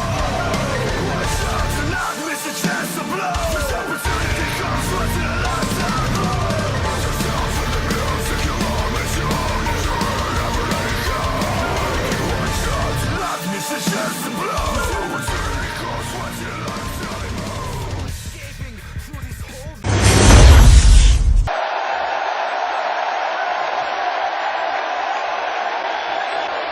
Well, folks, welcome back. The Franco Brothers on their way down to the ring. Came up a little bit short when they returned as a surprise opponents for the British Hit Squad on NXT last week. But the road to glory here in the ECW Tag Team Division is only getting more difficult to traverse. They're going to find out as they take on the Crucible here. But man, I gotta say here, we're still kind of on eggshells here going into Money in the Bank. We know tag team turmoil is definitely happening. The Youngbloods have the challenge of a lifetime ahead of them, but we don't know who will be the other teams joining them in tag team. That's going to be the surprise come Money in the Bank, and folks, that's why you have to see it live. yes you do. For being brothers, they don't even have matching gear. What kind of tag team are they? Yeah, I guess some synchronicity there in the colors. Yeah, I can see your point. And there's the leader of the Crucible, the Crusher, a man who has a very dark history here in ECW. He tried to end the career of Jeremy Blassen at one point in time. He was almost summoned like a demon by RPJ to do his bidding. Every time I see this guy, it just freaks me out, and I think that he's now aligned with the likes of Mazaska Hojo, who is doing his bidding now, and this newcomer that's been with him, Apollyon. This is just about as fearsome as it gets here in our company. And it's three guys you don't want to be on the wrong side of, because chances are you'll just be on the receiving end of a beatdown. Yep. A beatdown and a sacrifice in the name of the Crucible. We found out recently that SGS has been cleared to return to competition, but as the Crucible revealed when RPJ made the announcement last week here on Raw, that they're anticipating it. I don't know if they intend to finish the job or just to torture Reed Jones and Gideon Parks more. But you gotta think that eventually this is gonna come to a head when SGS takes it back to the ring, and it's not gonna get any prettier. It's only gonna get far much worse. If and when SGS comes back, they're gonna have to go to some real dark places in order to have any sort of chance to fight and fend off the Crucible. It looks like Apollyon and Mick Franco will be opening this thing up. You know, I was gonna make a point here about Masasa Hojo. Clothesline gets countered there, and oh no! Oh, clothesline answers right back. Nick giving up considerable size to, well, fucking everybody in the match. Wow, what a Yakuza kick there. Nick is a tiny dude. Yeah, I think maybe he would find a little bit more of a leeway if he enters that Limitless Division Invitational tournament coming up. His brother, Duke Franco, on the other hand, the bigger man of the duo here, he's a former hardcore champion. He's been around. He was there for the very first Extreme Rules of ECW. So you got to think that he's going to be tagged in here, and very quickly at the rate this match is going already. Oh yeah, it's like I'm not trying to like belittle it. He is just giving up considerable size to the Crucible. The Apollyon and just just raking his eyes. And against the Crucible, you need any advantage you can get. And that's been the problem so far. We haven't seen anybody come up with an advantage. It's just been this straight domination. You know, I was going to make the point before this onslaught began that Masasa Hojo was the last opponent at WrestleMania 2 that RPJ faced one-on-one, and it was inside Hell in a Cell, and we just have not seen RPJ even think about putting the lead back on since that night. Oh, no way. He's like, I don't want any of that pain train. That changed him. He was able to win the match, but you're right. He's not been the same man that he was before. And what is this? Is Hojo now? You want to talk about giving up size difference? No! Oh my God! Oh man! He's just playing pitch and catch with him here. Oh. Man, you threw him like a fucking football. Oh, right in front of his bro. Oh my God, he's been opened up severely here already. This match just started, Detroit, and this is you gotta think the Franco brothers were not anticipating losing a fucking gallon of blood when they walked in today. Oh, it's not just a sacrifice; it's a blood sacrifice here. Nick Franco, he's just being. Duke needs to do something. His brother, he's getting the fucking piss beat out of him. Oh wait, Nick Franco finally getting some offense in here. This is the kid. I think he realized this isn't fun and games anymore. This ain't just another day at the ECW office. You know, just wrestle, put on a few holds, and go home. He's got to fucking fight for his well-being right now. Yeah, the British Hit Squad, one thing, we've seen what they are capable of, but this is a completely different scenario here. This is definitely a fight for survival, as you're indicating there. Oh, a headbutt! A headbutt from men that size! Oh. He's got a big-ass head. Nick Franco is in a bad way right now. Duke is like, tag me. Hey, look, what is Hojo catching up to him before he can make the tag here? Oh, he's got him by the ankle. Oh my God! Oh, he whipped him across the ring. Is it the wrist? Oh my God! He's biting his fingers. What was this? What kind of offense is this? Masasa Hojo, we've known him for a few years now as the father of ultra violence, but I mean, this is just taking it to sickening new heights here. Yeah. Remember that time he teamed with AJ Hawks once and then nobody ever talked about it again? Yeah, I think maybe teaming with Masasa Hojo maybe tampered with the psyche of AJ Hawks. And oh my God, what a spine buster! You gotta think anybody with any interaction with Masasa Hojo gets their psyche tempered with. Well, you know, speaking of not talking about it, turn him inside out there, and Nick Franco might be hurt. We need to think about stopping this match soon. If the referee doesn't do something, this man's going to take severe long-term damages. But yeah, Aether Atomsk had his fair share of runs with Masasa Hojo. Sean Nice had his runs with Masasa Hojo. These men who, very well-spoken, people just don't talk about Mazaska Ojo after they encounter him. He's literally a boogeyman of our company. And look at this combination. Oh my. It looks like he doesn't even know where it's crawling to right now. And like Duke Franco, he wants to help. He just needs to. He just needs to just get in the ring and try to put a stop to this. That is his flesh and blood right there. Like getting mutilated. Oh, another kick right to the chest. Almost kicked him back into his own turnbuckle there, but still not close enough to make the tag. Oh, shoulder block. Looked like maybe Nick Franco was going to try to... He just ran into a shit brick house right there. Oh, wait. Oh. He didn't even need to do anything. He just ran into him and was taken out. Finally starting to turn things around here just a little bit. You got Apollyon on that middle rope. And, oh, that's one way to create some offense. Yeah, like I said, this is a fight for survival. You don't need to worry about locking on a hold or locking on a submission. You just need to like fight.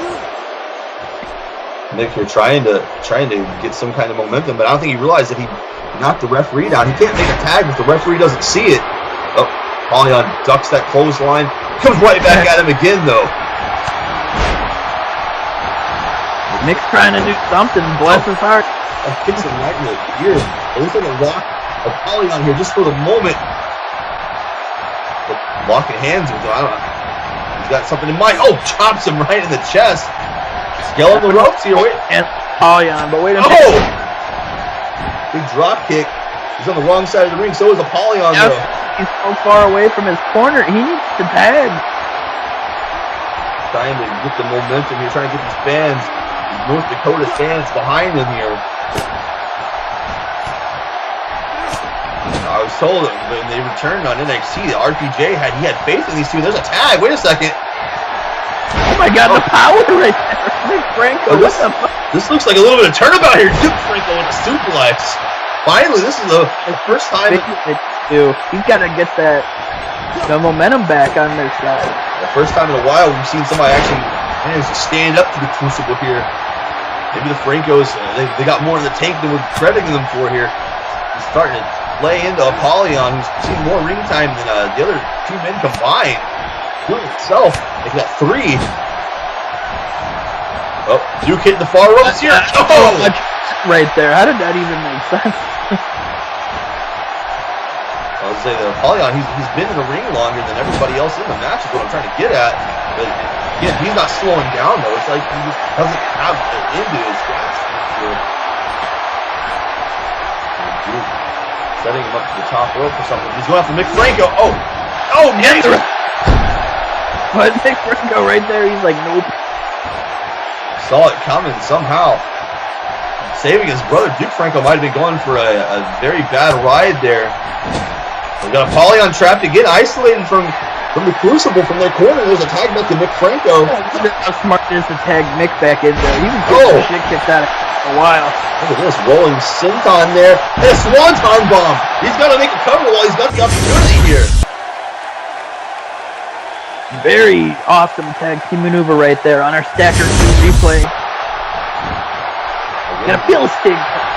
Brought to you by GNC, and there's the cover 2 count. Is this going to be upset? No. Oh. Wow, I think that's the first time we may have seen a 2 count on these men. Can you imagine the friggin' uproar that would happen if the Franco Brothers managed to beat the Crucible? Parties in the street tonight. Let's see if they get out of the building alive. 2-handed choke bomb there from Apollyon. There would be riots in their hometown. It'd be like their local sports team won. It would definitely be, it would be worth celebrating. I think that would shoot you right into maybe some kind of contention, maybe give you a better spot in that tag team tournament match. Entering it. Did they enter? Is this? Oh no. And to the point about tagging Mick Franco back in early. Oh no, not another one. Murdered again. Another German suplex assist there. Starting to think twice about making that tag out. Ojo restricts him off. Oh my! Oh, punches him right in the stomach. Ain't nothing pretty about that. Oh, he's headbutts him too. Duke wants the tag. Disaster Ojo's got a big fucking head. Yeah, he's definitely a monster. One of the most frightening specimens here in ECW. Oh, look at this. In his own turnbuckle here. Duke Franco can't do anything to help. While Duke Franco is around recovering from that cheap shot, Nick Franco getting his ass kicked in his own turnbuckle. That, like, never happens. Wait, Duke's back up. Oh, he gets knocked down again. So much for that. You want to talk about unfair? Look at the power of Disaster Hojo. Man. Some people think that they're big fish in a small pond, but Nick Franco, he is in a fucking shark tank right now. Oh, this is all just pure bloodlust here in the Crucible. Again, just they said there's nobody, not even the Forever Youngbloods, can stop what's coming. Not even SGS. Bloodlust. The Crucible gets off on fucking beating people like this. So this is their MO here. What is this? Oh, this doesn't look good for McFranco at all. Not at all here. No. Oh my. Oh, on his head. On his head. One more time here. Oh, and Nick Franco felt the sting. They folded him up like Taco Tuesday. He's still crawling. There's a tag. There's a tag to his brother, finally. Oh, shoulder block. Taking him down there. Almost a headbutt. Caught him the overhand. Dude, Franco, he is. He's coming at him like a hoss here. Caught him with another shoulder block here. He's been busy watching the... Wait a second. Oh, wait a minute.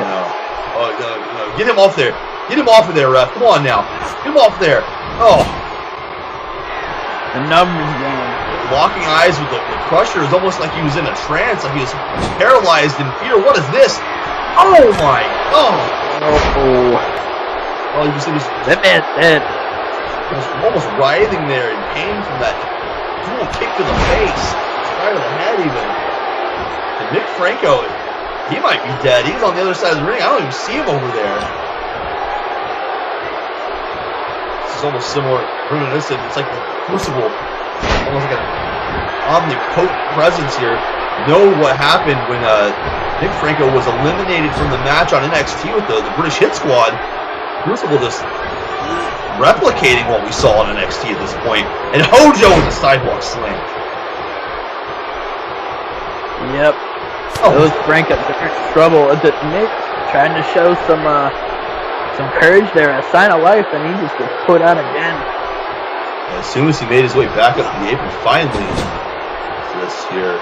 Oh no. Duke Franco isolated here again for another tag. This is their calling card here. Uh-oh. Oh no, a little bit of a magic killer. And there's no getting up from this. Nope, done so. Referee can count to 9 billion. And it happening. The Crucible here. Officially back in tag team action. We haven't actually seen them in tag team action in several weeks, but showing why there's a reason why they fought every week here. There may not be a tag team division left, and that might be their agenda for all we know. It could be, like you said, the Francos are well-traveled. They're not a slouch tag team. It's not like they're terrible. But you get in the ring with the Crucible, and it's just like, no amount of seasoning can prepare you for this. Yeah, there's that nasty double powerbomb there. And then this, Duke Franco, the bigger of the brothers, just turning him inside out there. He couldn't even get his hands up to protect himself. Wait, what's going on here? It looks like Apollyon. Oh, he's got another sermon to deliver here for the Crucible.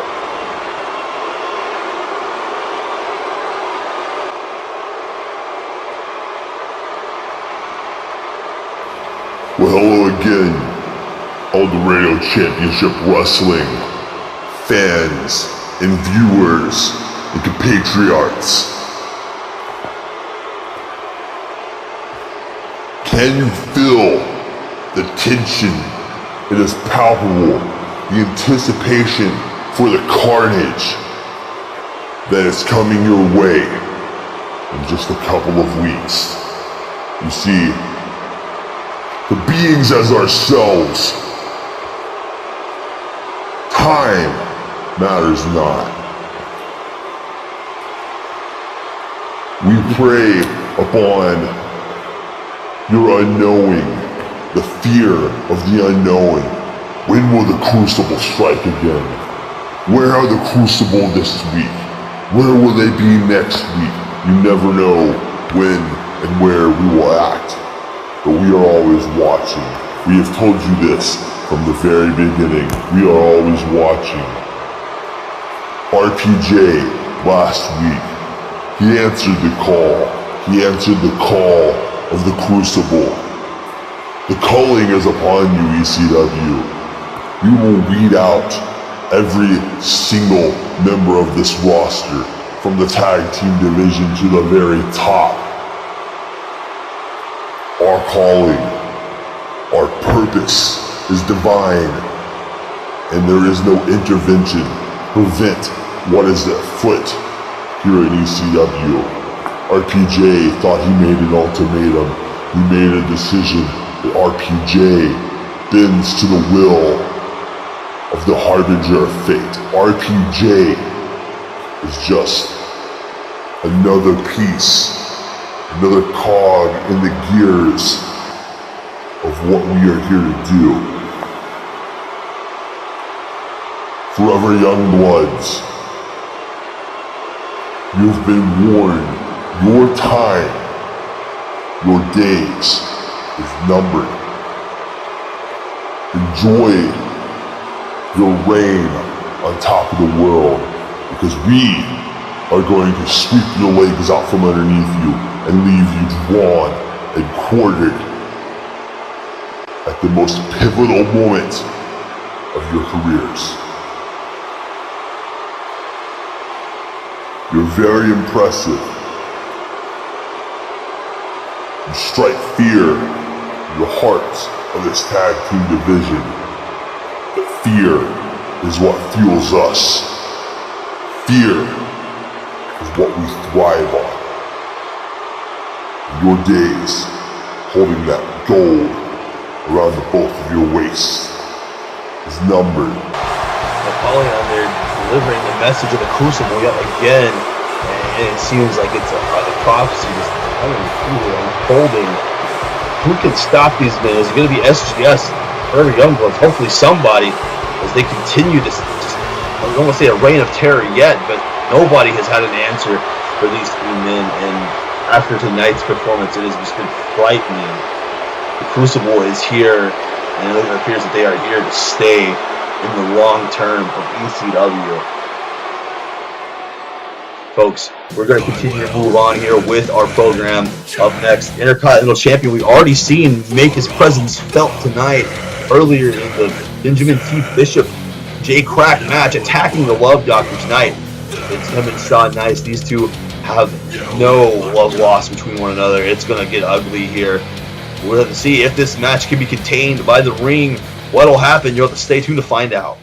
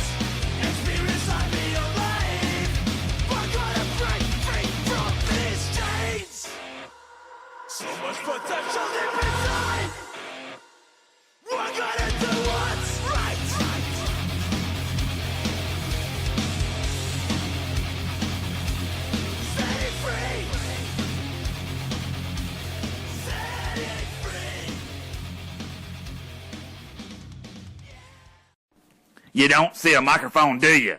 Well, old raging redneck don't need a damn microphone to tell you. For those of you that don't know about GSF, old raging redneck is inviting you to get the F in right now. If not, you can get your ass left behind.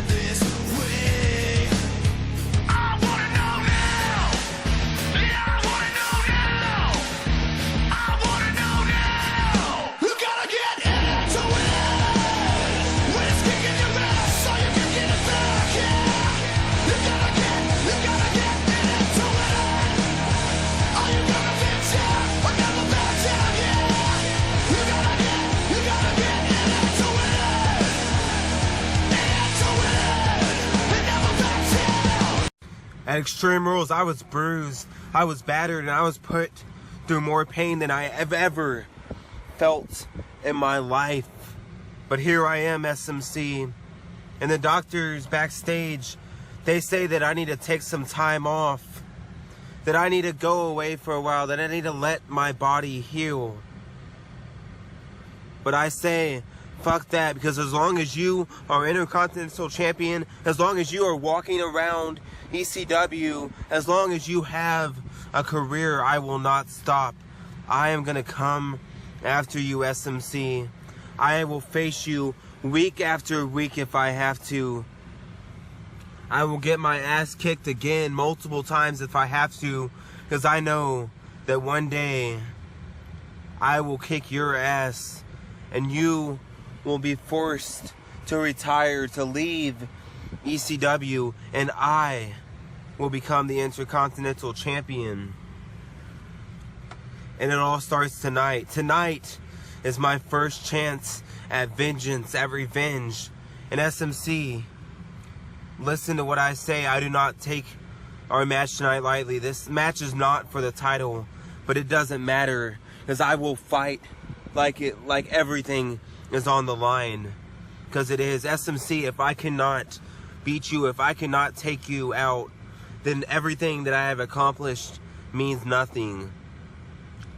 Beating you is all I care about anymore. Nothing else matters. And you know, there's people backstage who say, Sean, why don't you move on, focus on other opportunities? Well, let's talk about that for a second, shall we?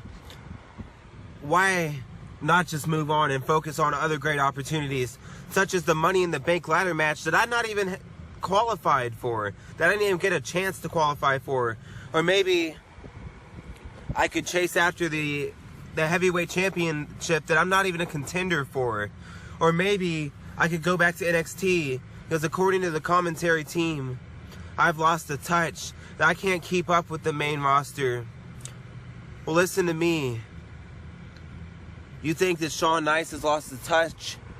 You think that I'm not as dominant as I used to be? Just wait and see. Tonight, I will show you that Sean Nice is better than ever. That the Sean Nice of old is still around, and I've gotten even more skilled, even more obsessive about getting what I want. SMC, you have what I want. You have the Intercontinental Championship. But give me time. You will not have the championship. You will not have anything, because I will break your arm. I promise that.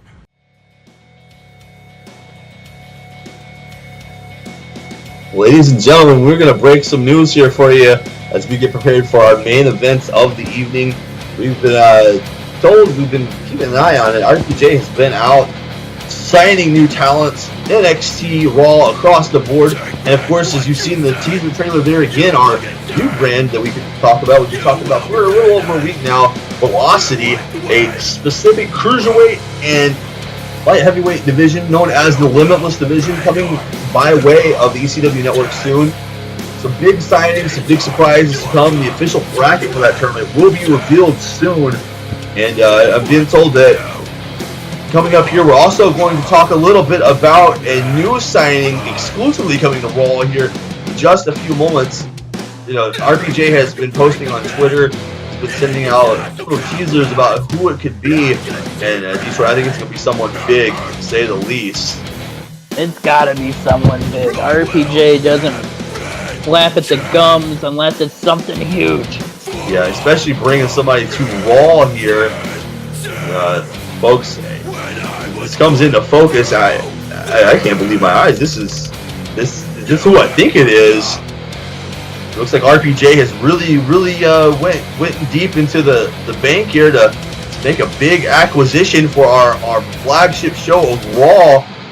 Oh my God, AJ Young, the former two-time All-Stars champion, a man who's also held the COH Pride Championship, current AWF World Heavyweight Champion, is officially coming to Eldorado Championship here on Raw. Wow, what exciting Big news for ECW. Wow. AJ Young, world traveled, world respected. We have 2 AJs in ECW. Wow. The big signings, the big announcements, everybody that we've seen show up just in this last year of programming. It has been incredible. RPJ has got no shortage of stocking the talent pool here, trying to prepare for the future of ECW, and it's going to be a big future, folks. We got so much to come here with Raw, with NXT continuing to grow. We had to make room, taking new people for the limitless division. Who knows? Maybe we'll see AJ Young on Velocity. There's no telling. I always know that it's going to be a very exciting time, and you're going to have to be along for the ride with us. That is for sure. We do it big here in ECW, Cole. Oh, absolutely, without a doubt. Who damn? Folks, again, main events coming up right around the corner. SMC, Sean Nice up next on the agenda. We still have Caleb Blair and Aether Atomsk going head-to-head here as well. If Aether can make it out here after what happened with Ryan Azrael earlier.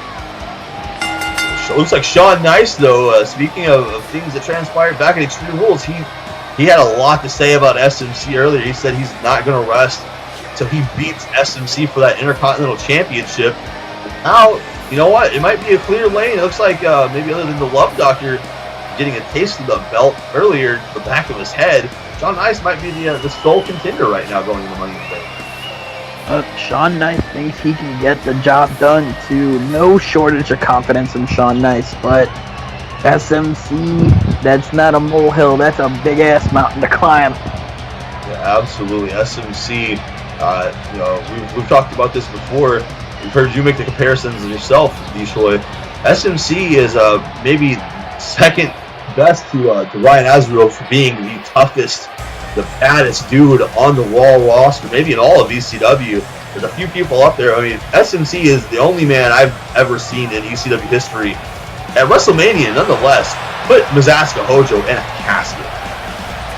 He did just that.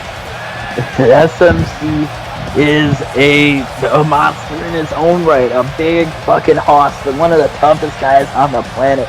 There is a reason that belt is around his shoulder, and we saw it when he just manhandled everyone in that match. Yeah, you and Tanae predicted it early, and it was shocking even with the predictions. SMC would not stop. At times, just, you know, just having his way with him, taking his time, finally clearing the ring out, and then just grabbing the belt, taking it home. SMC also, you know, before this, well, it seemed to be the prelude to it, took all the tutelage he could from McNasty Bones before snapping and stabbing McNasty Bones in the back, leading to retiring the former tyrant, the former Grand Slam champion of ECW. The student became the master real quick.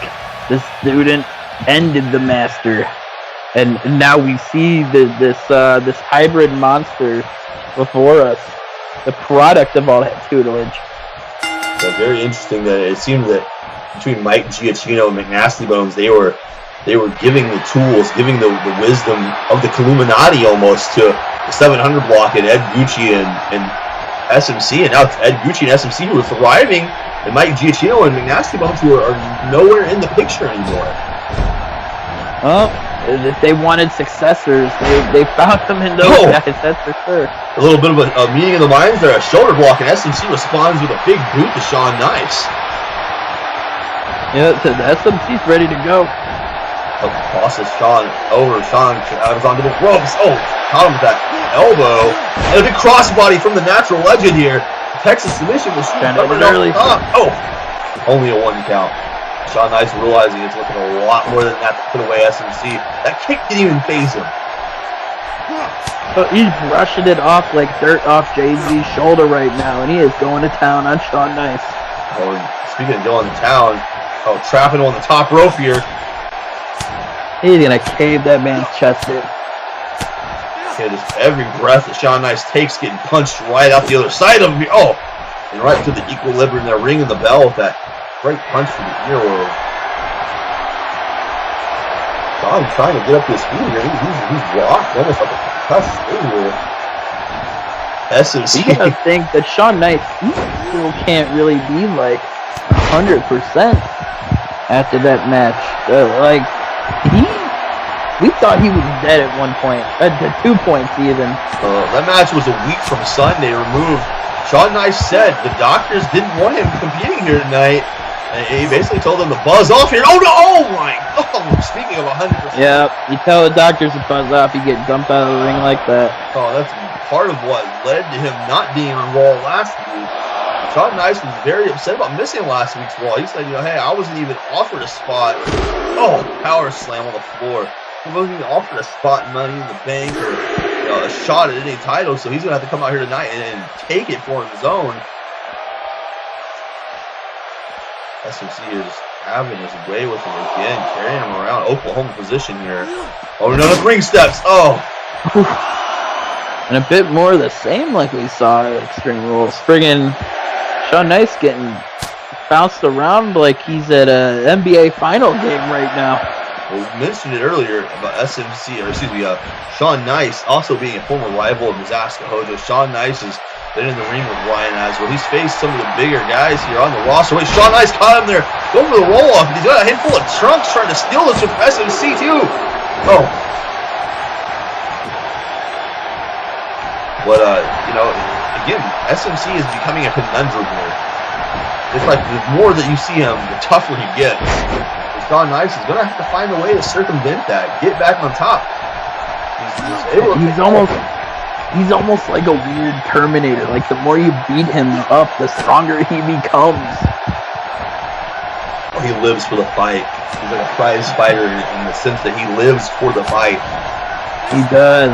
You don't want to stand in front of him like this and trade blows, and Shawn Nice keeps playing into it. Oh, that got ducked there, and Shawn's a Uranagi. No, Uranagi. See what you did there, Shawn. Dropped an elbow to the kidney area. Shawn Nice, he's got him back up right now, but as soon as I say that, it's almost like a jinx right there. Oh! Goodbye! We talked about it in the last match here. The size difference is definitely at hand here. Oh, SMC just... Look at that. Pure unadulterated fuck off right there by SMC. Oh, just putting a boot to the face as well. That is a sick display of power right there by the tough guy. The tough man. Oh, hanging him out there on the top rope. I think maybe Shawn, what I said earlier, was trying to psych himself up for this. Wait a second. Countered that. There's a backstabber. Tough guy He's down gonna here. have to psych himself up for something because he keeps going the way he's going. He might be running out of time here. He's trying to put together the offense. He's got a two-count, but he's going to have to stay on top of SMC. Oh, he's just going right back to him with more punches. Slowed him down a little bit, but he's going to have to do more. Oh, here you go. Right to his wheelhouse now. Right. Yep. That's a way to slow him. And take some of that strength away. Take one of his arms off the table. Oh, right to the elbow. Although I feel like if SMC lost an arm, he'd still be able to throw people at the other one. He may just regenerate it as tough as he is. Who knows? Look at that kick to the back, just firing him up. Oh, Shawn ducking another clothesline. Head kick this there. Hits the ropes. Oh, SMC just caught him. Power slams him on his face.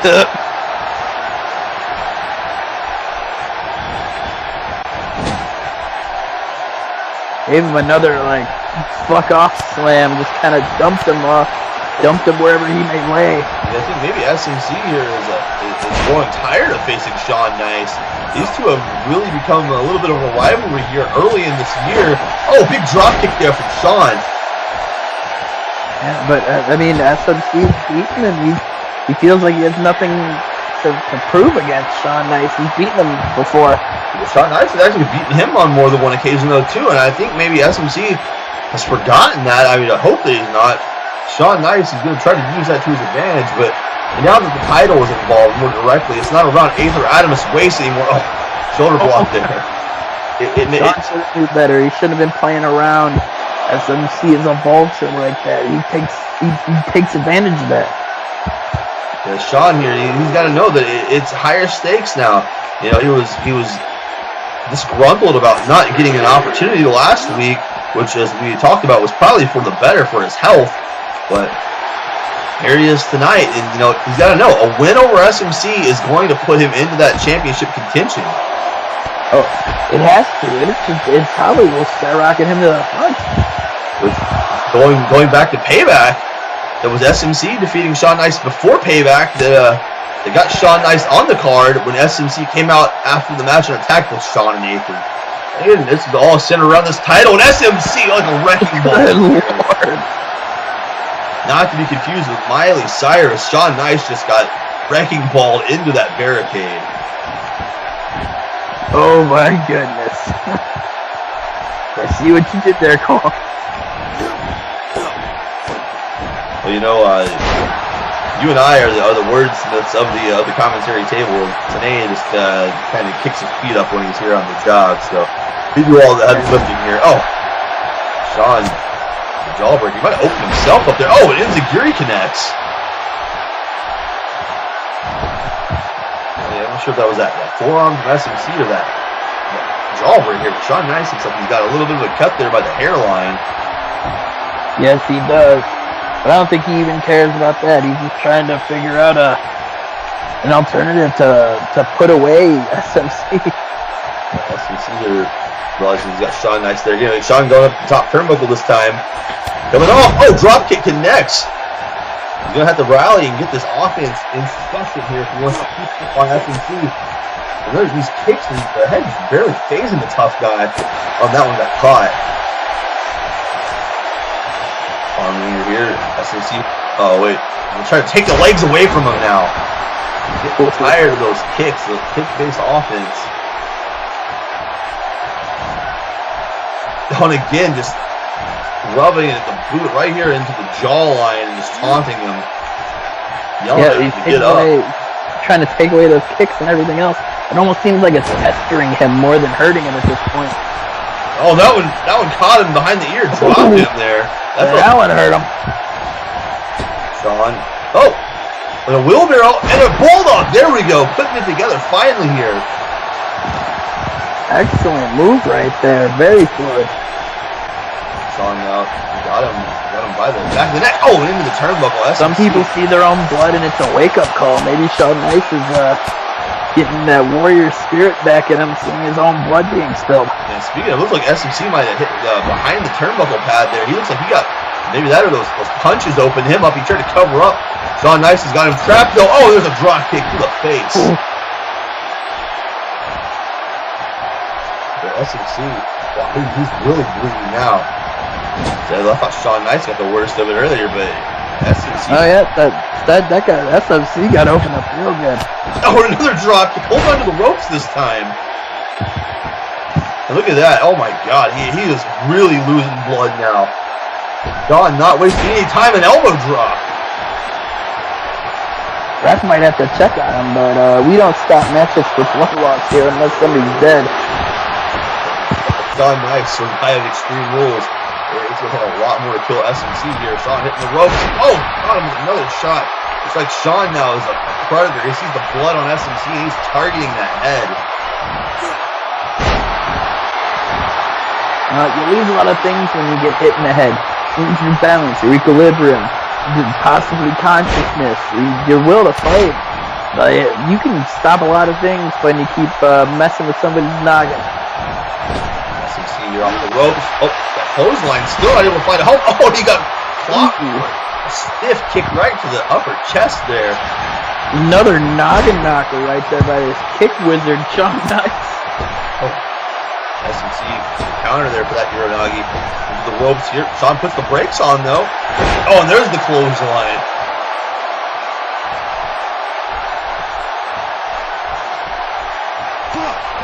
Delivering another clinic here as we expected from what we've seen so far. And oh, Sean, SMC might be looking for that signature power bomb. So much for that. Sean Nice rolling through. He's looking for a natural lock early here on SMC. He's at the arm. Oh my God. Oh, he's in the ropes. You know what? What an interesting way to get into it, too. I was going to make the point that SMC, he hasn't submitted him before. I don't even think he's been able to lock the hold on him. That might be the first time, but unsatisfied results here. He's going to try to punish the tough guy now. That's just a mouthful to even think about, punishing SMC. Sean Nice has him right where he wants him here. He's going to stomp his arm in the powder. Softening up that wrist, those joints that are right below the hand, digits. It's going to be hard to break up a hold if you can't grip it with your fingers because your hand's all swollen up. Exactly. Sean's got him again. Oh, into the turnbuckle another time here. Oh, going right back to that wrist again, just wrenching it. And you got to think, SMC, he's got to worry about all his blood he's losing. Oh, and right to that arm again. Yeah, Sean took a little bit out of himself there, but took more out of SMC. Sean Nice hitting the ropes here. Faked him out. Fake out SMC that time. SMC not having any of that. Doesn't like being taunted. Sean. He's not going to like getting brought back in the ring even more. Oh, and a nice vertical suplex from Sean Nice. Got some powerful boys here tonight. Suplexing people in the ring like that. Yeah, Sean Nice, he's a little bit of a suplex wizard. Just the kicks we've been seeing here tonight. Suplexes are one of his fortes. Oh, wait. Oh, the referee goes down. And the one of the fortes of the referee is apparently being in the wrong place at the wrong time as another referee bites the dust.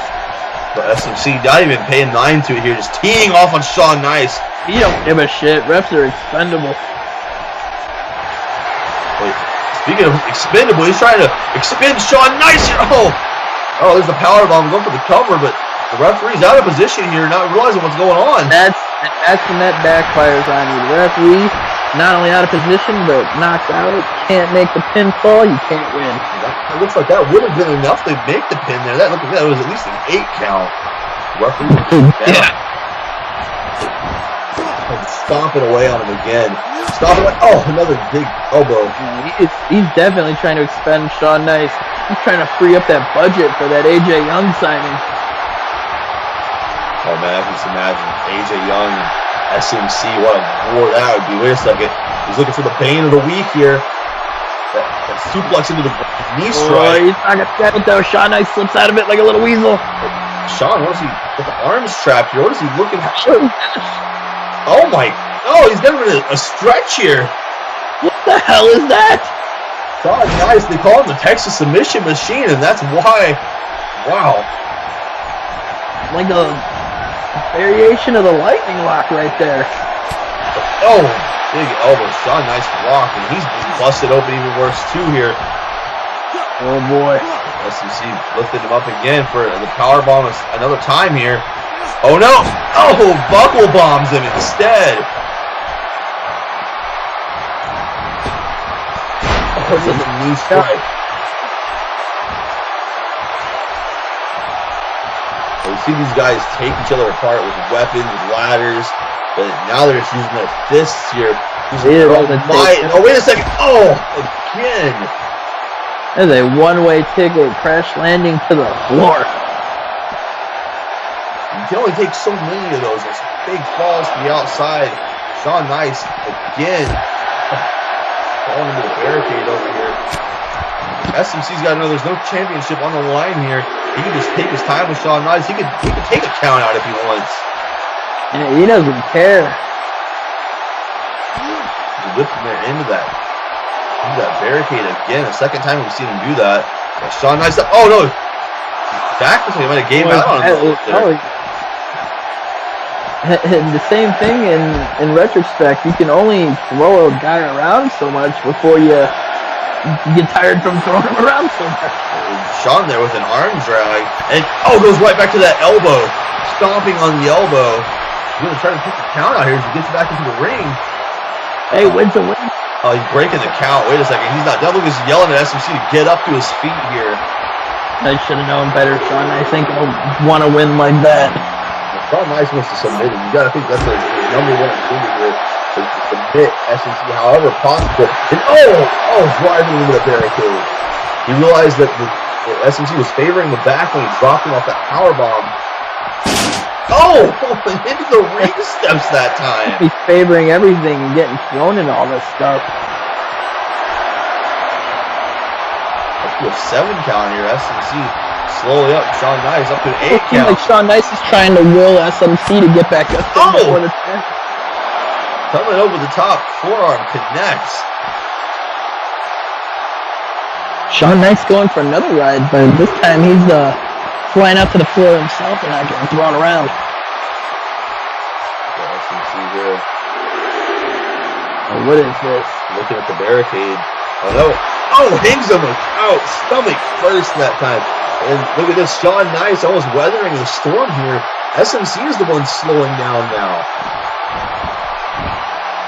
SMC usually seems to have like a limitless gas tank. Maybe Shawn Nice found just what he needed to put a puncture in there and the fuel's coming out. This match has just been grueling, almost as we expected. Wondered the condition of Shawn Nice, but he's withstanding the onslaught. And that's what happens when you get these two together. They just beat the hell out of each other. Shawn showing off here, and SMC caught him off guard. And much like that passenger on United Airlines, Shawn Nice getting manhandled again. SMC now wheeling him up. Turns him around. Ropes here, spins him around. Oh, the clothesline. Oh my god. Vicious clothesline. Thinking, oh, he's looking for the fall of the week, the bane of the week. Didn't work. No. Oh. Shawn Nice able to squirm out of there again.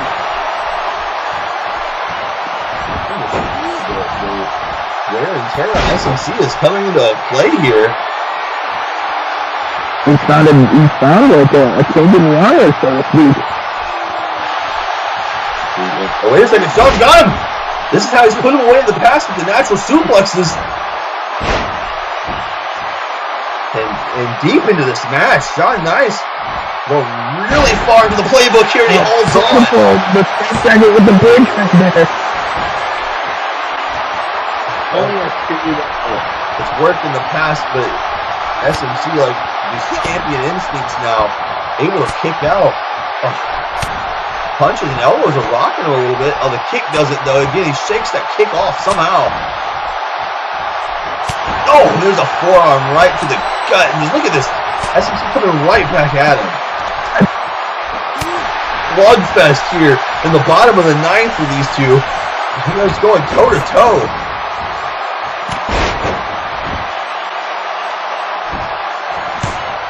It's been a great Raw so far, but these guys are just taking it off a notch. Oh, and SMC. Oh, caught him with the power slam there. Vintage SMC with that one.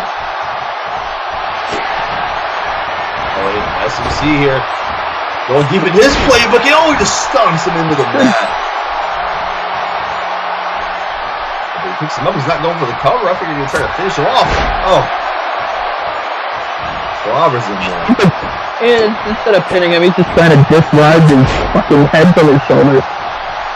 So maybe SMC's strategy here is just to finish off Shawn Nice, make the referee step in and stop this thing. Oh, misses that big shot in the turnbuckle. Well, you know, there's nothing SMC would love more than having the referee come in and stop him from committing actual murder on TV. Look at this, Shawn Nice. Trying to pick him up. Putting the ropes. Oh, Shawn Nice. Oh! Oh, he caught him right in the stomach. God. That was unorthodox, but it was effective. And, oh, a leg drop connects.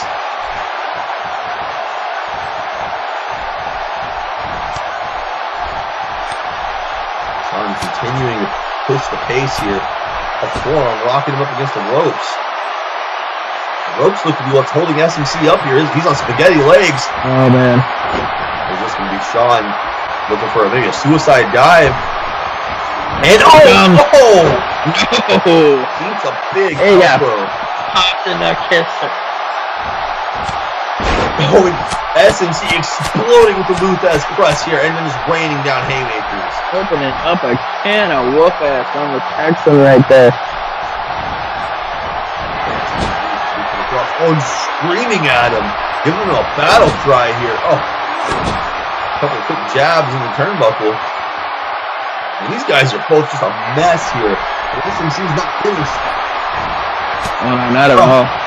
Listen, he's going the wrong way. It's gonna be a fucking human car crash right here, Cole. Oh, Crash match, get the crash match. It's gonna finish both of them off. Oh!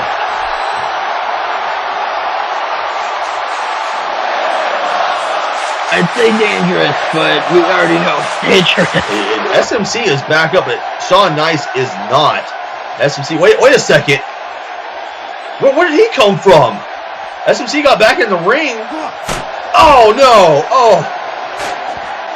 Oh, what is this? They had a hell of a match going on here, but somebody is obviously upset that their match was interrupted by the champion earlier. And then kicking it out of the wrong guy. The champion's in the ring here. Well, maybe he's just gonna beat them both up. Oh, I wouldn't put it past it. Oh, Sean Nice. Driven into that barricade. Not done with him though. Oh. Kicks him right in the stomach there. Kicks him low. Oh, and onto that chair. Again, Sean Nice has been through a war here. Following Extreme Rules as well. Oh no. There he goes. Oh, he's got an extra dose up his sleeve here. Bad medicine to Sean Nice. Sean is out. Questioning the referee. The referee here. The match is over. Boy, oh no. Oh, that steel chair again. And this is his turnabout. The one happened earlier tonight. And the Love Doctor standing tall right now. Love Doctor. You've gotta love it. Quick to remind SMC that he's had his number before. SMC's feeling the effects of the match as well. And there's a bicycle kick for him. Oh my God. And even both of these men. Before you said it earlier, that maybe the Love Doctor was going to try to get his hands on a title shot. This is one way to make sure that you're getting your name on the bill. And he lays out both men. He wants that big money match. He wants that big money belt. And he just laid waste to both of these guys after they were pretty much killing each other. Wait a second. Oh no, speaking of the big money, he's going to leave a business card here with SMC, it looks like. You can't be serious. SMC is laid out. Bicycle kick, steel chair. Oh, come on. Putting money in SMC's mouth. Unbelievable here. The Love Doctor sending a message. Sean Nice. Off in his mouth. Oh, wow. Well, folks, main event is right around the corner. Aether, Caleb Blair, round 2. Will Ryan Azrael get involved tonight? Hopefully not. Hopefully we'll see a clean victory for one of these two men here. And I think that Aether has to pull through. He's got to prove his championship material. And Caleb Blair is also going into Money in the Bank. He wants that momentum just the same. It's going to be a battle between these two. But is Aether 100%? We'll have to find out.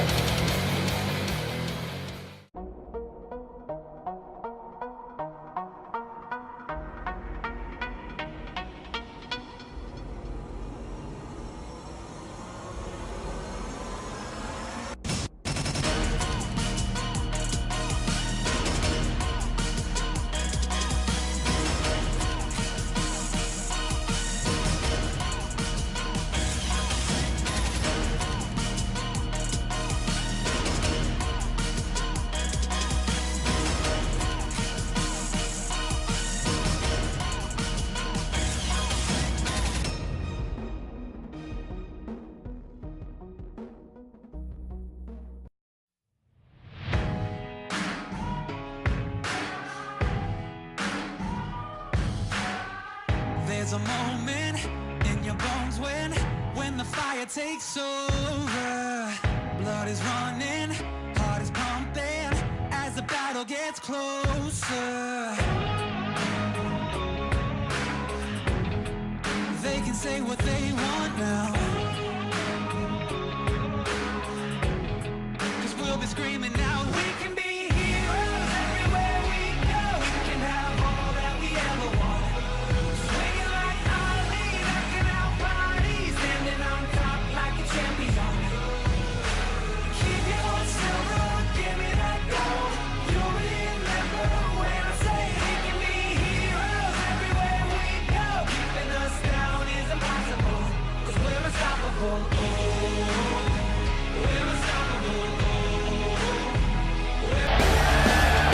Folks, main event time is here, and Aether's coming out, trying to shake it off. Looks like he's gonna try to make it through this match, and he's braver than I am, because after the beating that Ryan Azrael put on him at the beginning of the show, I think I might have just tried to take a rain check on this main event.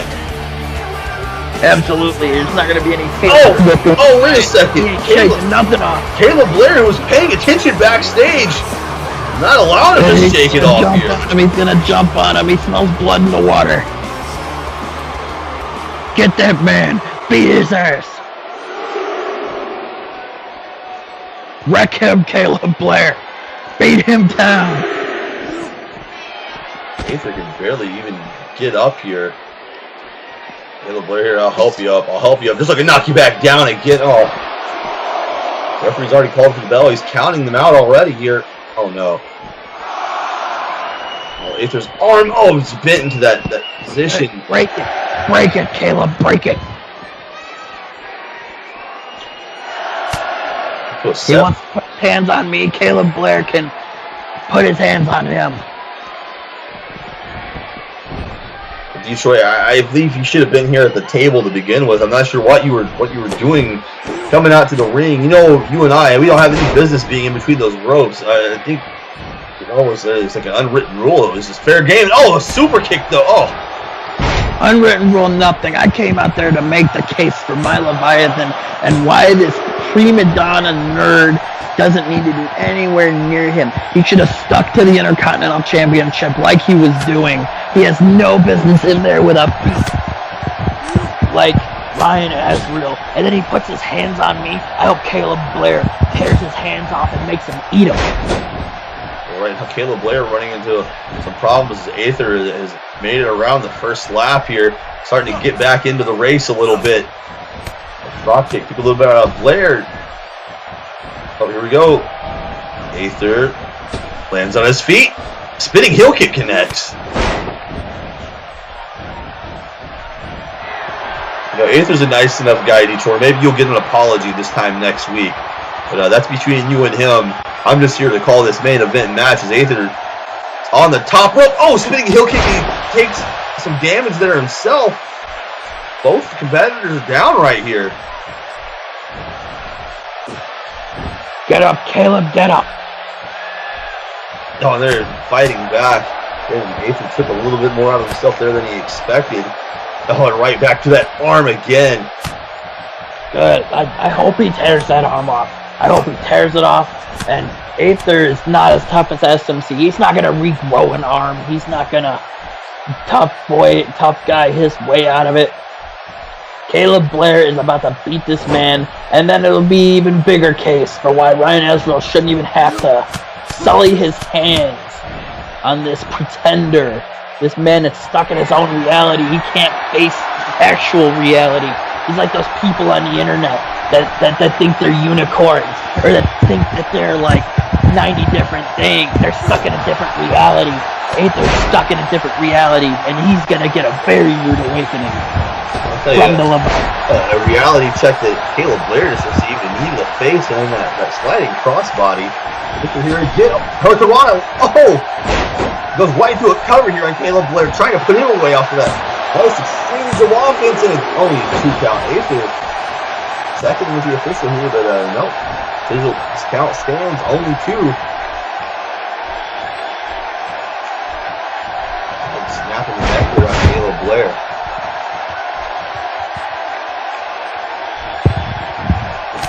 Elbow strike, another one, forearm. Aether putting together these strikes now. Oh, but Caleb Blair catching the leg, fighting back, and just teeing off right back on Aether. We've seen so many matches here that come to blows like this. Drop down, leapfrogs Aether off the ropes here. What is this? Looks under, and there's a dragon suplex into a cover. Nice bridge here from Caleb Blair too. Almost done right there. Just rubbing now he just needs to do like 80 more of those to him. We got the drop on him. Similar to the drop that Ryan Azrael got on Aether earlier. He may not have to do very much. Aether, he might be running closer to fumes than we think right now. Oh, it goes right back to the leg. He's targeted the leg a couple of times in this match. I've seen Caleb Blair do this before. Oh. Pinpointing. I hope he breaks that too. I hope he breaks every limb in his body. Caleb Blair wouldn't mind doing it. And just stomping on the arm again. Let's pick him apart limb for limb here.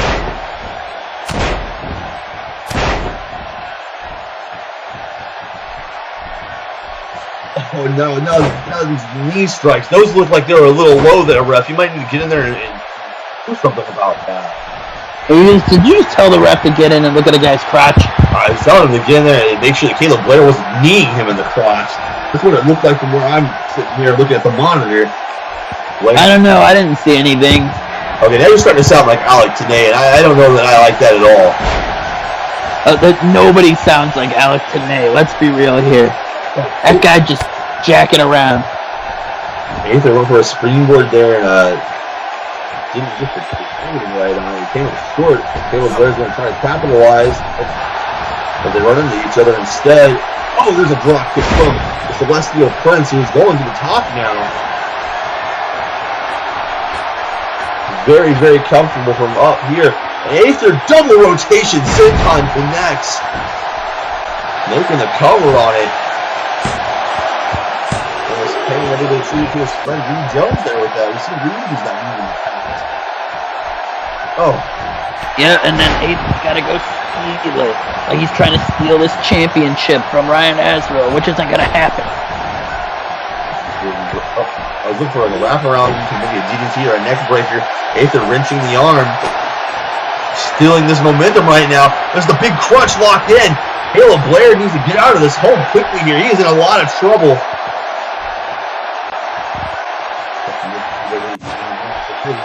What's he gonna do? He's not passed out here. That triangle almost like Dakota locked in. Oh, posting up on Aether, and he punches him right in the hip with the tape. Oh, Caleb shoots him over the ropes here. Countered. And there's a knee strike from Aether Atomsk. Oh, there's a battle cry here, yelling at Caleb Blair. Chop forearm connects. Nice flip across here. They're running each other again.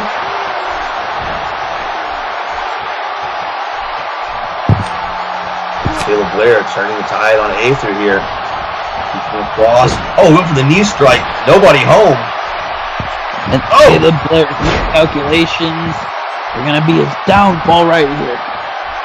He miscalculated the Extreme Rules in the main event there versus Ryan Azrael.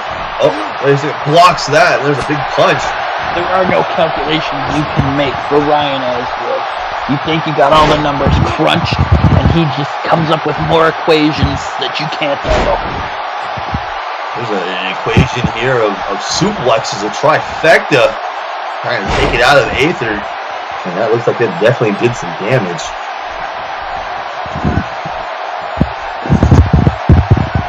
Caleb Blair shoots him into the turnbuckle. Oh, back first, bouncing him off the turnbuckle with that.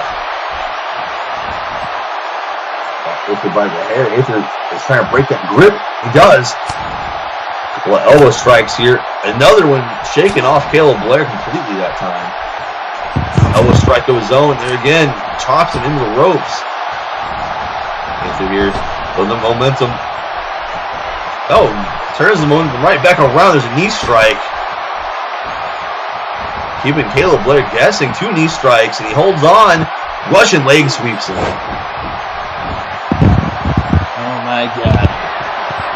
Caleb Blair is blowing his opportunity right now. Aether is taking his chance here from the top rope. Signaling for something, maybe another big move off the top here. And Caleb Blair's back up. Oh, super kick connects. No, nothing for you, Aether. I hope his face just got kicked in.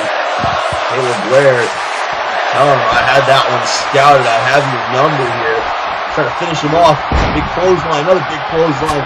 Caleb Blair. Oh, and a power slam. Now he just needs to put him away for good. Blair Put him away permanently, Caleb. Oh, wait a second. That might do it. A spine buster for Caleb Blair. Signature offense going here late in the match. 2, is this it? No. Aether, despite what you think, showing why he belongs in this main event here. Kicking out of moves like that. Blair, though, not happy with it. Going right back to the well here. Holding on, clasping the hands. Another suplex.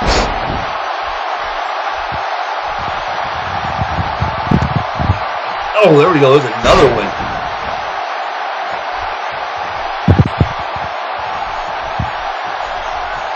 Going back and forth real late in this main event. Uppercut chops him into the corner, holding his position there. Setting Aether up top now. Right here at the top. He's gonna put him away right here. Something big. Quit playing to the crowd, Caleb. Get it done. Caleb.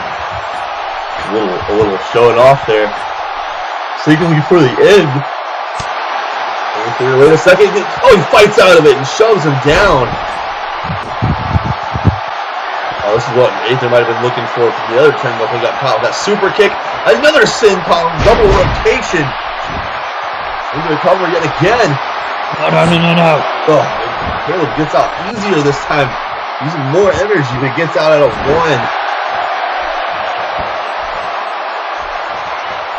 Springboard crossbody connects. Hook in the leg. And another 1 count. Aether's going to have to come up with something bigger than that to put away Caleb Blair. Maybe a big bang.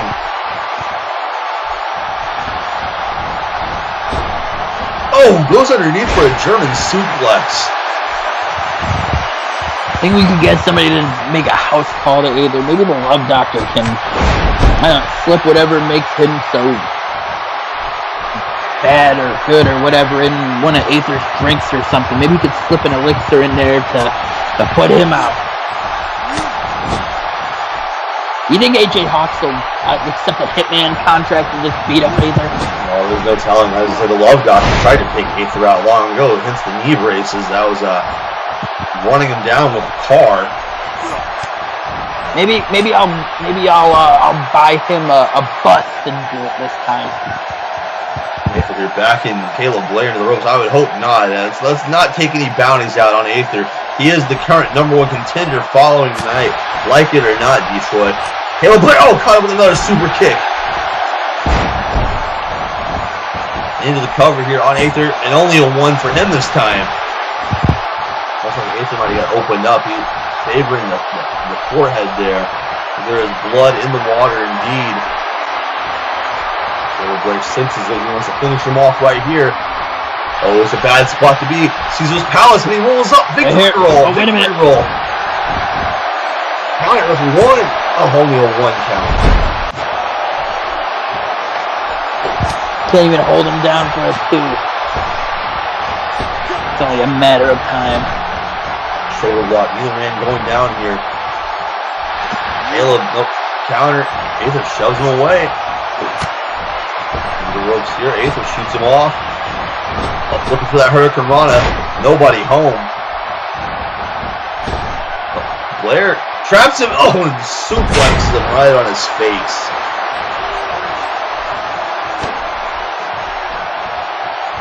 Oh, just raking at the face now. More damage done. Good. Break his eyes off. Aether's still in this. Oh, big forearm here. Another big forearm. Giving it right back to Caleb Blair. Knife edge chop. Another forearm. Another knife edge chop in the corner here. Aether. Sending the cross. Big high running knee lift connects. And a bulldog. Starting to put it together here. Aether. Caleb Blair reeling to the outside. Trying to get out of harm's way. Aether coming over the top. Oh, connects with the knee. Get him flush.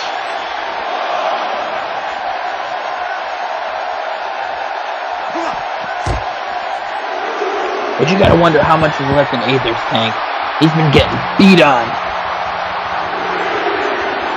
He's trying to prove it right here, telling Caleb Blair to bring it on, saying he's got more than that left. Fans rallying behind Aether here in Bismarck, North Dakota. He's across the way there on the ring apron. Oh, and he connects.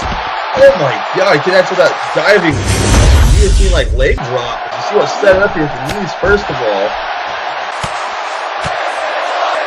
Over here. Stop the key replay here again. Yeah, Cofield. This thing, we get it. Well, Caleb Blair filling the steam right now, Detroit. Anthony's rolling back in the ring, covering. He might have him beat off of that. Big move.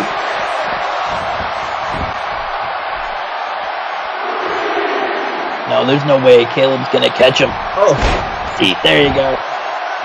Saw the springboard coming, got out of the way. Oh, it just goes right back. He sees the blood again in the water. Goes right back to him there. Oh, face first in that top turnbuckle. Caleb Blair just teeing off on him.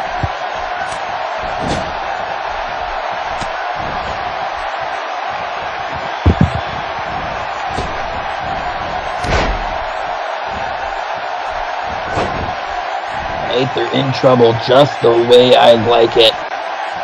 Caleb going to the legs there again, trying to submit him now, locking it right in. Here, he's gonna tap right here. He's got that leg bent after working on the leg, multiple intervals here, cross-facing him as well. Oh my God, the torque on that cross-face. Oh, Aether needs to get out of this. He's gonna break him in half. Aether's broke the clasp of the hands here. Elbow. Oh, here it is. The big, no. Countered by Caleb Blair to the Northern Lights. 2. Is this it? No. Still the Rock. Both of these men with counters for each other's finishing maneuvers here. It's not enough. It's similar to what we saw in their first meeting on Raw. Back before Extreme Rules. Oh, big clothesline. Caleb Blair cut off the forearm to set it up. And Aether's hurt. Referee's coming in to check on Aether here. As far as Caleb Blair backed up. Right here, call the match. Call it. Look at this one more time. Here's where it started. Big forearm, doing damage, and then watch this clothesline. Almost Stan Hansen-like. Eat your heart out, Jeremy McGlass and Caleb Blair. Oh wait, oh no. He's gonna kill him. He's gonna kill him right here. Oh, he ain't even gonna make it. Aether's still down on the punt kick. He was hurt, damn it. He was hurt. The referee backed him off, and Caleb Blair knew what he had to do, and that's a 3 count. Yes, it is. Oh, Caleb Blair. How just sickening. Come on, can you let the man get back to his feet? Just take the opportunity. Absolutely not. He smelled the blood in the water. He took advantage. He kicked that dude's fucking head into the uprights. I can't believe it. Caleb Blair taking advantage of Aether, who was already, who knows how hurt he was following that onslaught from Ryan Azrael, attacking him before the match here, and just finishing him off. A move that should be considered illegal. A punt kick to a downed opponent should be considered illegal here. But it's not. It's not illegal. And here he is, standing victorious for it. Caleb Blair taking his fair share of momentum in here into Money in the Bank. I mean, you gotta think he takes the briefcase home with him. He might be getting his hands on Ryan Azrael even sooner. A rematch between the two. Caleb Blair. Wait a second. Whoa. Wait a second. Where's AJ Hawk? What is this? No, he caught him with a knee. A knee to Caleb Blair. These two have not been seeing eye to eye. They are not friends. And indeed, they are opponents to Money in the Bank. AJ Hawks has no friends. If he says that he has friends, I don't believe him. He has no friends. He is a lunatic. Speaking of, oh no, wait a second. Caleb Blair, he's going to try to just pull his head off here. Oh, what a way to have your victory cut short here. AJ Hawks just nodding his head, telling him to go to sleep.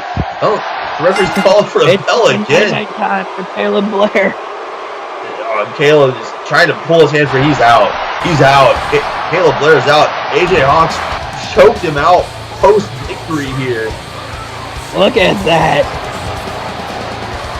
AJ Hawks is just more developing and this just unraveling of AJ Hawks. He just come out for this guy to sleep. He's just coming out beating people up at his leisure. This closer we get to this Money in the Bank match, the more unstable, the more dominant, and the more dangerous AJ Hawks becomes. It's like Absolutely. There's no friends at Money in the Bank, and he knows that. So he's just taking them out one by one. It's almost as if, I mean, actually he has unhinged some hidden part of his psyche here. Oh my god, he's got a microphone here.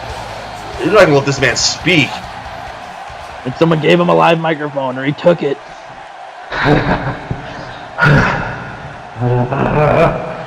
Alright, since I can't seem to get what I want anymore, since everybody thinks they have to play with my emotions, play with these games, play all these different things with me, I'm just gonna take what I want. You see this pool of filth right here? I took what I want, and accuracy. You think you're in control, you think you're playing these mind games on me. You're a coward, inaccuracy. You are a coward in the shadows, a coward in the darkness. I told you to come here, fight me like a man, and you're just like, come find me, come find me, come find me. Well, you know what? I'm gonna do more than come find you. I'm gonna take it a step above. I'm in Money in the Bank. I'm a Money in the Bank participant. And I have no doubt that when push comes to shove against everybody else in this match, I can win. I've won it before. I've been champion before. And we all know how that turned out. Now, y'all remember RPJ? He doesn't like me very much. He doesn't want me to be the face of this company. He doesn't want me to be the champion. In fact, for smacking around one of his little officials, he was like, you can't be in the title picture anymore. You're definite, blah, blah, blah. So you know what I'm gonna do? I'm gonna reinsert myself in this. I'm gonna win Money in the Bank. And then, I'm gonna take this entire company hostage until I get what I want. Because you see, they're planning on whoever wins Money in the Bank. They're planning on them cashing in this title. They're cashing in this briefcase to get the title. They're planning on them cashing in, having a big money match at some pay-per-view or some show or whatever. They're planning on a title match when this briefcase gets cashed in. But they're not gonna get it. Because when AJ Hawks walks in to Money in the Bank, he walks out, Money in the Bank briefcase holder, he is going to take this company by the balls. Take RPJ by his fucking walnuts, and he's gonna squeeze. He's gonna squeeze. Oh boy, I'm gonna squeeze him until I get what I want. And we all know what AJ Hawks wants. And accuracy. You can make this. I know you love chaos, but you can make this stop. You can make this company not hemorrhage money like it's about to. You can make Ryan Paul Jones' receding hairline stop from flying back to the back of his head. That's just coming out and giving me what I want. The chance to deck you in the mouth repeatedly till you stop breathing. But since I know I'm not going to get that, you're probably not even listening to this right now. I'm just going to do it the hard way. And I'll cash in that Money in the Bank briefcase for a shot at you. And I don't care how long it takes. It can take till whenever they think that the next Money in the Bank match is going to be. I'll just keep holding on to the briefcase. And if they get another briefcase, I'll take that briefcase. And if they get another briefcase after that, I'll take that briefcase too. I'll be the forever Money in the Bank holder. If that's what it takes. And accuracy. You feel like you have the upper hand. That you're the chess master right now. You feel like you're the grand king of games right now.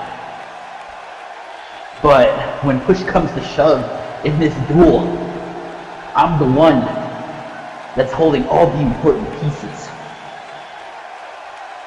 And come Money in the Bank, I'm sealing your fate in the squared circle with me. And when I get my hands around your stupid throat, and I get to pull you by that stupid fucking bowl cut, you're gonna remember the name AJ Hawks. You're gonna remember him as the one who didn't get fooled by your game of patty cake, and the one that took the fun artist and turned it into a fucking pansy. Detroit, AJ Hawks, talking about taking the company hostage here with money in the bank. I mean, I guess that bodes well for Ryan Azrael, but this guy is completely unstable. I'm not going to be the one to try to stop him here. He's threatening fans on his way out, folks. I'm not going to stop him either. That's what we got. Oh, we got time for. Detroit, you need to get you back to get checked out again, I guess. Folks, we'll catch you back. NXT is up next on the agenda on the ECW network. Stay tuned for that. For Detroit, Michigan, this is Brian Cole. We'll see you next time back here for Eldorado Championship Wrestling.